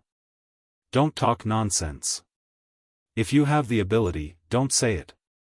Qi Jiujuan snorted coldly and shot into the air. Pei Fong held his belly and laughed. Then, he and O Yangda flashed into the air at the same time. The 3 of them looked down. A thick and forceful aura filled the air. Yin Baikong squinted his eyes and stared at the sky. He smiled evilly and said, "Brother Changsho, I'll leave the damn fatty to you. Don't let him escape again. I'll handle the other 2. Hu Changsho replied with action. He teleported into the air and stood opposite Pei Fong expressionlessly. Yin Baikong followed closely behind. The 5 of them were filled with killing intent. The intense killing intent frightened the birds and beasts in the forest and caused them to flee. The people below were also on standby. This battle could be considered as the pinnacle battle of the cultivation world. A battle between soul formation final stage experts was not child's play. Even the slightest ripple could cause a lot of trouble. The spectators had to be prepared to dodge at any time. Bing Chengzi, who was supposed to be part of the battle, was currently in a desolate mountain not far from Baiwan Nation's sacred land. The small hillside was overgrown with weeds. On a protruding bluestone, Bing Chengzi, whose hair and beard were all white, stood quietly. A light breeze blew against his thin white robe. Apart from his face, his entire body seemed to be completely white. Man Hu and his brothers were obediently standing at the side. Yan Juixing quickly sized up the old man in front of him. This was the first time he had seen a legendary soul formation stage expert. Furthermore, it was an expert at the late-stage soul formation stage. Even if he had a heart of stone, he could not help but feel slightly nervous. Bing Chengzi, who was looking down from above, was also sizing up this genius who cultivated the demonic book. Although he looked calm on the surface, he was sighing in his heart. Countless people had died.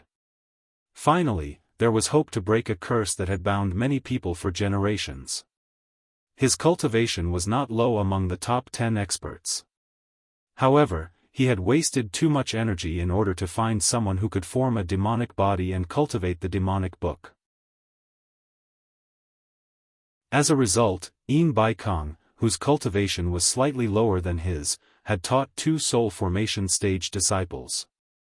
However, he did not have a single disciple under his name. His cultivation was not low, but he was the weakest among the top 10 experts.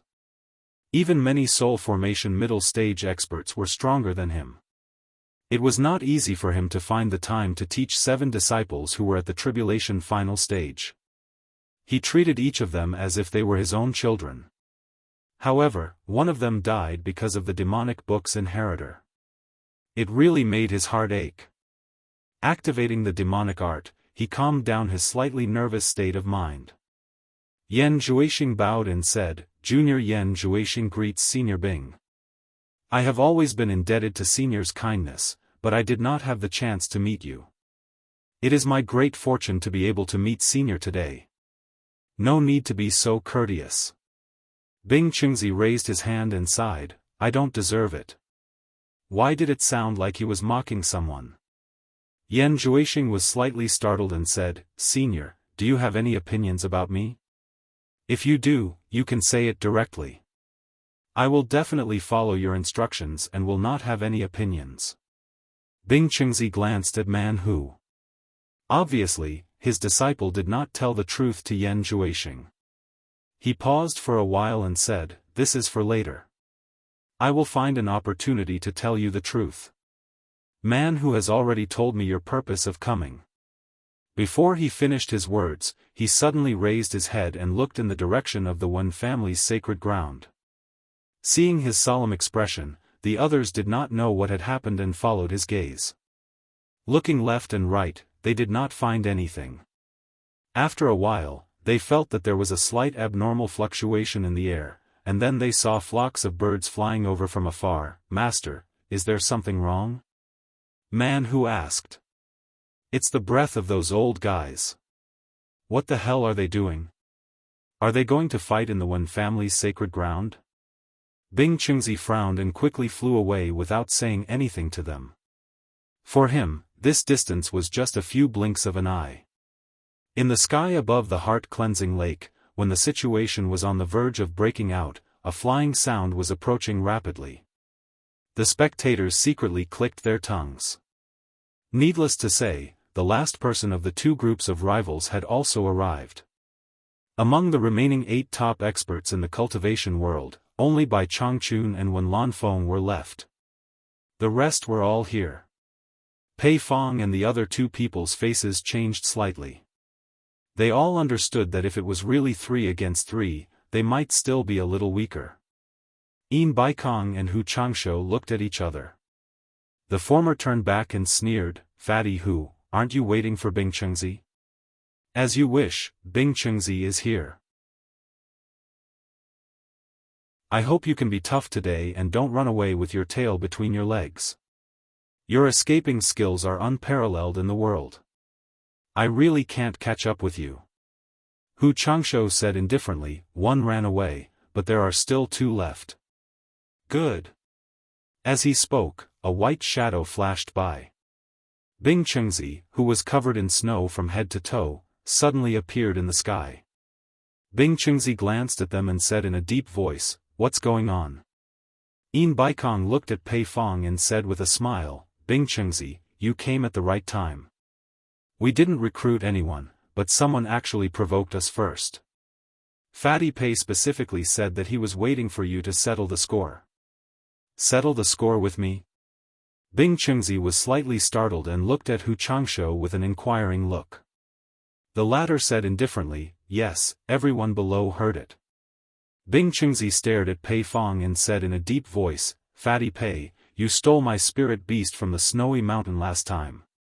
It's already good enough that I didn't settle the score with you, but you actually want to settle the score with me?" Pei Fong was speechless. Although he called out Bing Chengzi's name, he didn't mean to settle the score with him. Yin Baikong and Hu Changsho were obviously playing tricks on him. However, explaining now would make him seem afraid of trouble. He immediately said with his fat face shaking, "Bing Chengzi, don't accuse me wrongly. When did I go to the snowy mountain to steal your spirit beast? You think I can't recognize you just because you're wrapped in white?" Bing Chengzi snorted coldly, "My mysterious Yin palm doesn't feel good, does it?" Oh Yangda and Qi Jiujuan turned to look at Fatty. The latter frowned and said, "You went to steal from others again?" The two of them had been implicated countless times because of this guy's stealing. Allying with this guy was really bad luck. The most depressing thing was that this guy liked to steal from experts, especially from the three of them. But then again, the more powerful an expert's item, the more valuable it was. There were only a few top experts in the cultivation world. He didn't dare to steal from those that were too powerful. "What are you talking about?" Pei Fong patted his chest and said excitedly, "Don't tell me you don't believe me, but believe them? TCH. With your figure, it's hard to mistake you." Yin Baikong glanced at his chubby figure and sneered, "You're a famous thief. It's not the first time you've visited my God of Wealth peak. It's a disgrace to be on the same level as you among the top 10 experts." Pei Fong had a bellyful of anger when he talked about stealing from the God of Wealth peak. The last time he snuck into the God of Wealth peak, he only stole a tightly sealed broken box and was discovered by Yin Baikong.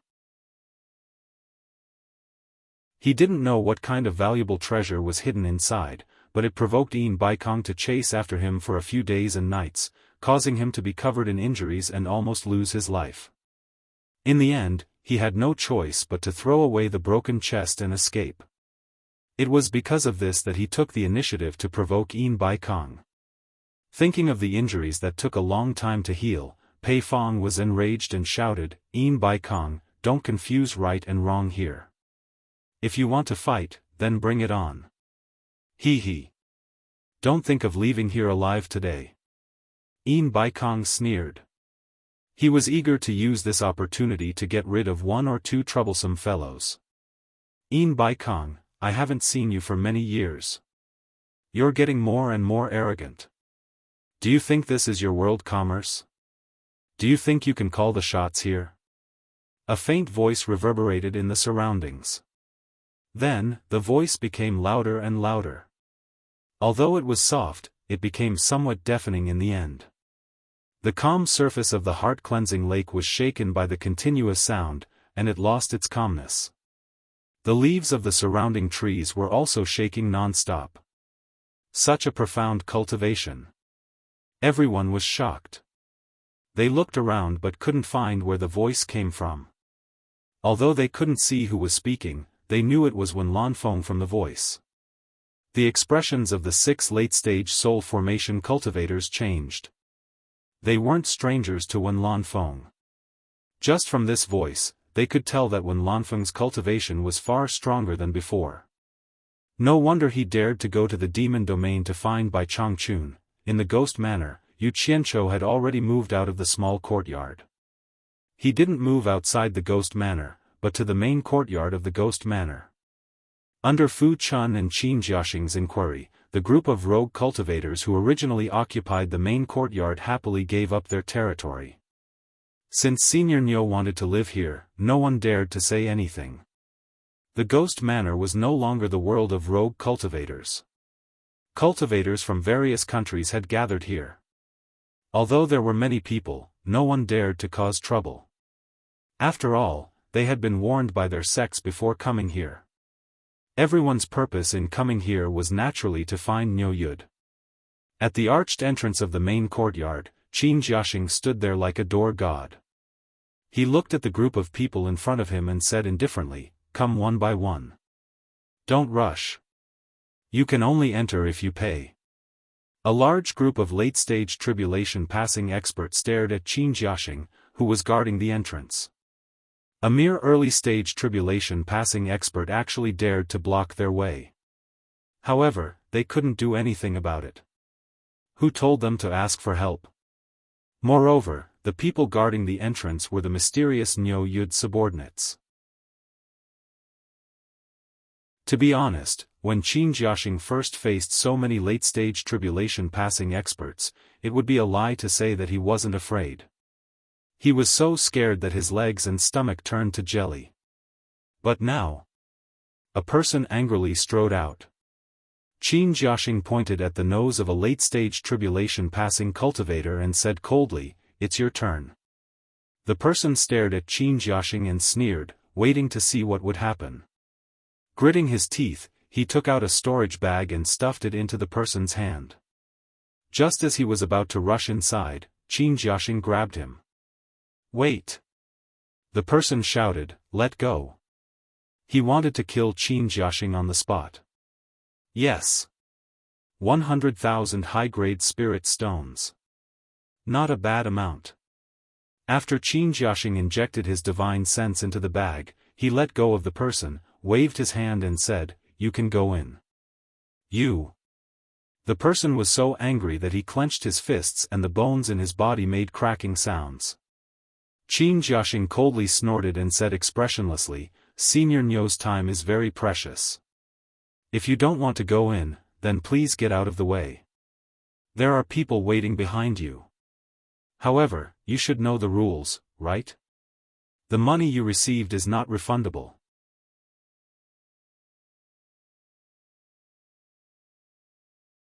Chapter 549. That person flicked his sleeves and entered with a muffled sound. "Young man, be more polite with your words. Don't be too ruthless and leave some leeway for us to meet in the future." The one who said this was none other than Guan Zhongkai, who had a huge battle with Yu Qianqiu. He was originally in charge of the World Commerce Association's branch in Gold Casting City. After his master Sikong Ju arrived, he was sent over to invite Nyo Yud. Because of Ghost Village's one-armed elder, it was inconvenient for a soul formation expert to personally come, so Sikong Ju could only let his disciple go first. What made Guan Zhongkai depressed was that many people from various countries came to invite Nyo Yud, but Nyo Yud refused to come out of Ghost Village. Those who wanted to see him had to line up. This ostentatious display was really not bad. The most infuriating thing was that Nyo Yud actually raised the price. Those who wanted to see him had to pay a meeting fee of 100,000 high-grade spirit stones, otherwise he wouldn't see them. This was simply looting a burning house.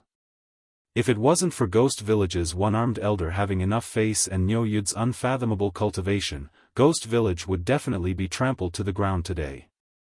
Guan Zhongkai waited for half a day and saw this gatekeeper's arrogance and rudeness. Now that it was his turn and he was so close, he couldn't help but warn him. "Leave some leeway. There's such a saying in the cultivation world." Qin Jiaxing stood on the steps and glanced at him condescendingly. "When I was acting like a grandson in the past, I was polite to everyone, but I didn't see anyone leave me any leeway. They still didn't treat you as a human. Furthermore, I didn't go all out, I was just following Senior Nyo's instructions and doing official business. All right. Cut the crap and see if you have enough money in your pockets. If not, then move aside and don't affect others." "You." Guan Zhongkai had the urge to go berserk and hit someone. A purple-clothed person behind him pulled him back and sighed, "Brother Guan, why bother with him? He's just a petty person intoxicated by success. There's still a long way to go. This person was Yulan Du, who had been hanging out with Guan Zhongkai for a long time. When he said this, his tone was long and he even pulled Guan Zhongkai towards the one-armed elder pruning branches at the side of the wall. He seemed to be telling Guan Zhongkai to endure it for now and find a chance to deal with this dog who relied on his master's power. Threat? If I follow boss closely, I won't be afraid no matter where I go. Qin Jiaxing stood there carelessly, still looking down on everyone else. He felt great in his heart. In his entire life, he had never dreamed that there would be a day where he would be able to dictate everything to a few hundred experts at the end of the tribulation transcendence stage. He had caused them to lose their temper and become obedient in front of him. Whether or not he would be retaliated against in the future was a matter for the future. In short, he had such a good time in his life. Even if he died, it would be worth it. When he thought of this, Qin Jiaxing straightened his back a little more. His calm gaze slowly swept across the crowd below. His bearing was steady and graceful, and he had the demeanor of a master. If a person wasn't afraid of anything and didn't care about anything, he would naturally be strong without any desires. The rogue cultivators who were huddled in the surroundings stared at Qin Jiaxing enviously. He thought to himself, this guy has finally made a name for himself. He's so bold that he dares to order a group of experts at the final stage of the crossing calamity stage. I'm so envious. Not long after, the person who went in earlier came out with an ashen face. Many people asked him what was going on, but he didn't answer and quickly flew away after he went out. The group of people looked at each other. They didn't know what Niu Yu did to the people who went in. Why did none of them have a good expression when they came out? Next! Qin Jiaxing shouted in a voice that was neither loud nor soft. Guan Zhongkai gritted his teeth as he took out a storage bag and handed it over. With the previous example, he wasn't in a hurry. He waited for the arrogant guy at the door to count the spirit stones and get his permission before he strode in. The courtyard was deep and serene.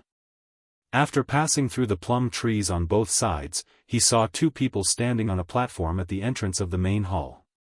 The person standing to the side was expressionless, while the person facing him was staring at him with a smile. TSK. Foe, we meet again. When Yu Qianzhou saw that the person who came was actually Guan Zhongkai, he smiled even more happily. This must be Mr. Niu Yu. Guan Zhongkai didn't like this Niu Yu very much. He was the same as the guards outside and liked to look down on people. How could he greet a guest like this? However, he still forced a smile and cupped his fists at Yu Qianzhou. I'm Guan Zhongkai from the World Commerce Association. I'm here to meet you. I have something to discuss with you. As he spoke, he sized up the main hall, implying that they should go in and talk. Yu Qianzhou smiled and nodded. He turned around and slowly walked towards the main hall with his hands behind his back. Just as Guan Zhongkai went up the stairs, the person beside him interrupted and stopped him. The person said expressionlessly, "You've seen Senior Niu's face. Please go back. If you still want to talk to Senior Niu, please pay more. 200,000 superior grade spirit stones." Guan Zhongkai was stunned. When he reacted, his expression twitched. Are you kidding me? I paid 100,000 superior grade spirit stones. Just a meeting and that's it? That's right. Fu Chun didn't hide and explained cleanly. That 100,000 superior grade spirit stones is just the meeting fee. It doesn't include the cost of the conversation. Senior Niu's time is very precious. It's already rare that he's willing to meet you for 100,000 superior grade spirit stones. If you want to take up Senior Niu's time to chat, you naturally have to pay more. You guys must be crazy for money. 100,000 superior grade spirit stones for just one meeting? Guan Zhongkai was furious. He felt like he had been cheated. Please calm down. Fu Chun was neither arrogant nor rash. She continued politely. This rule isn't just for you. Everyone who came in before followed it. There were no exceptions. Please forgive me. Why didn't you say so earlier? You guys are cheating people on purpose. Of course not. Fu Chun said curiously, I told everyone who went out to tell the rules here to the people outside. Didn't they say anything? That can't be, right? Guan Zhongkai was stunned. He finally understood now. No wonder everyone who went out had a bad expression. When he asked them what was wrong, none of them answered. It seemed like they had suffered a loss and didn't want others to take advantage of them, so they deliberately hid it. If it's inconvenient, please return. Senior Nyo's time is precious and he has a bad temper. If you take too long, you might attract unnecessary trouble. Fu Chun raised her hand politely to send them off. This was a blatant threat. Guan Zhongkai's face turned green and red. But what could he do? He had to bear with it. If he came here and told his master that he spent 100,000 superior-grade spirit stones and didn't even have a single conversation with Nyo Yud, he would be scolded to death by his master. What he was most afraid of was that he couldn't see through Nyo Yud's cultivation. It was obviously higher than his. Even if he wanted to lose his temper, he had to consider the consequences. 200,000 high-grade spirit stones for a simple conversation, isn't it a little too expensive? Guan Zhongkai was clearly admitting defeat since he could say such words. He had no choice. Money was a small matter. He wasn't spending his own money. The key was to complete the task his master gave him. How aggrieved. No. 200,000 isn't expensive at all. Fu Chun waved her hand and said, Senior Nyo said that his value is the lowest and very fair. If it was the world's #1 expert, Bai Changchun, who wants to meet him, I'm afraid that even if you spend 100 million superior-grade spirit stones, he might not even meet you, let alone chat with him. This. How can this be compared? Guan Zhongkai almost choked to death. What kind of person was Bai Changchun? He couldn't be measured with money. Moreover, he wouldn't do such a vulgar thing. As long as he asked, people would give him money. Why can't it be compared? Everyone has a value. Look. Fu Chun counted with her fingers, wanting to reason with him. Guan Zhongkai felt his scalp go numb. He quickly raised his hand and said, all right. You don't have to say any more. I admit defeat. 200,000, right? I'll give it to you. It took half a day to queue up. Master was still waiting in Gold Casting City. If this continued, how long would Master have to wait? Guan Zhongkai quickly rummaged through his storage bag and took out 200,000 superior-grade spirit stones. He stuffed them into Fu Chun's hands and said helplessly, count them. Fu Chun counted expressionlessly. She had become numb from counting money. She had long lost the excitement she had in the beginning. Boss's prepared excuses were used one after another. Today, she had finally seen it. In the past, she would fight over a piece of superior-grade spirit stone. Now, it was like child's play. This was called earning money. But then again, Boss was probably the only one who dared to play like this in the cultivation world. Please. Fu Chun kept the storage bag and respectfully led the way. This service attitude finally made Guan Zhongkai feel a little better in his heart. Yu Qianzhou smiled as he sat at the coffee table in the main hall. He held a cup of tea and took a sip. His eyes were focused on the clear tea in the cup. Fu Chun led him to his side and pointed to an empty seat on the other side of the coffee table.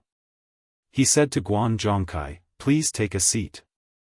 The price to pay to speak to Mr. isn't small. Guan Zhongkai sat down and said sarcastically. Yu Qianzhou smiled and didn't reply. Guan Zhongkai frowned and said, don't tell me you want to collect money again.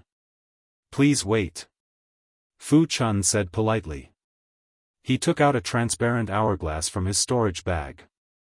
It looked like it was carved from a single piece of crystal. It wasn't big and looked small. The design was not bad. Fu Chun placed the hourglass upside down on the coffee table. After the sound of flowing sand could be heard, he quietly retreated to the side. Ah! Guan Zhongkai pointed at the hourglass and said in surprise, "What does this mean? Are you going to collect money by the hour? Begin." Yu Qianzhou laughed and finally spoke. He placed the teacup on the table and pointed at the hourglass. "You're talking about this. There are too many people looking for me. I have no choice but to do this. Otherwise, they would come and talk to me for half a day. When will it end? I'm a soft-hearted person. I can't refuse to see people looking for me. So, I can only set some harsh conditions. Please excuse me, haha. You're tuning into the Xiaofan's Wuxia Tales YouTube channel. Don't forget to subscribe and join us on this journey to catch the most captivating stories.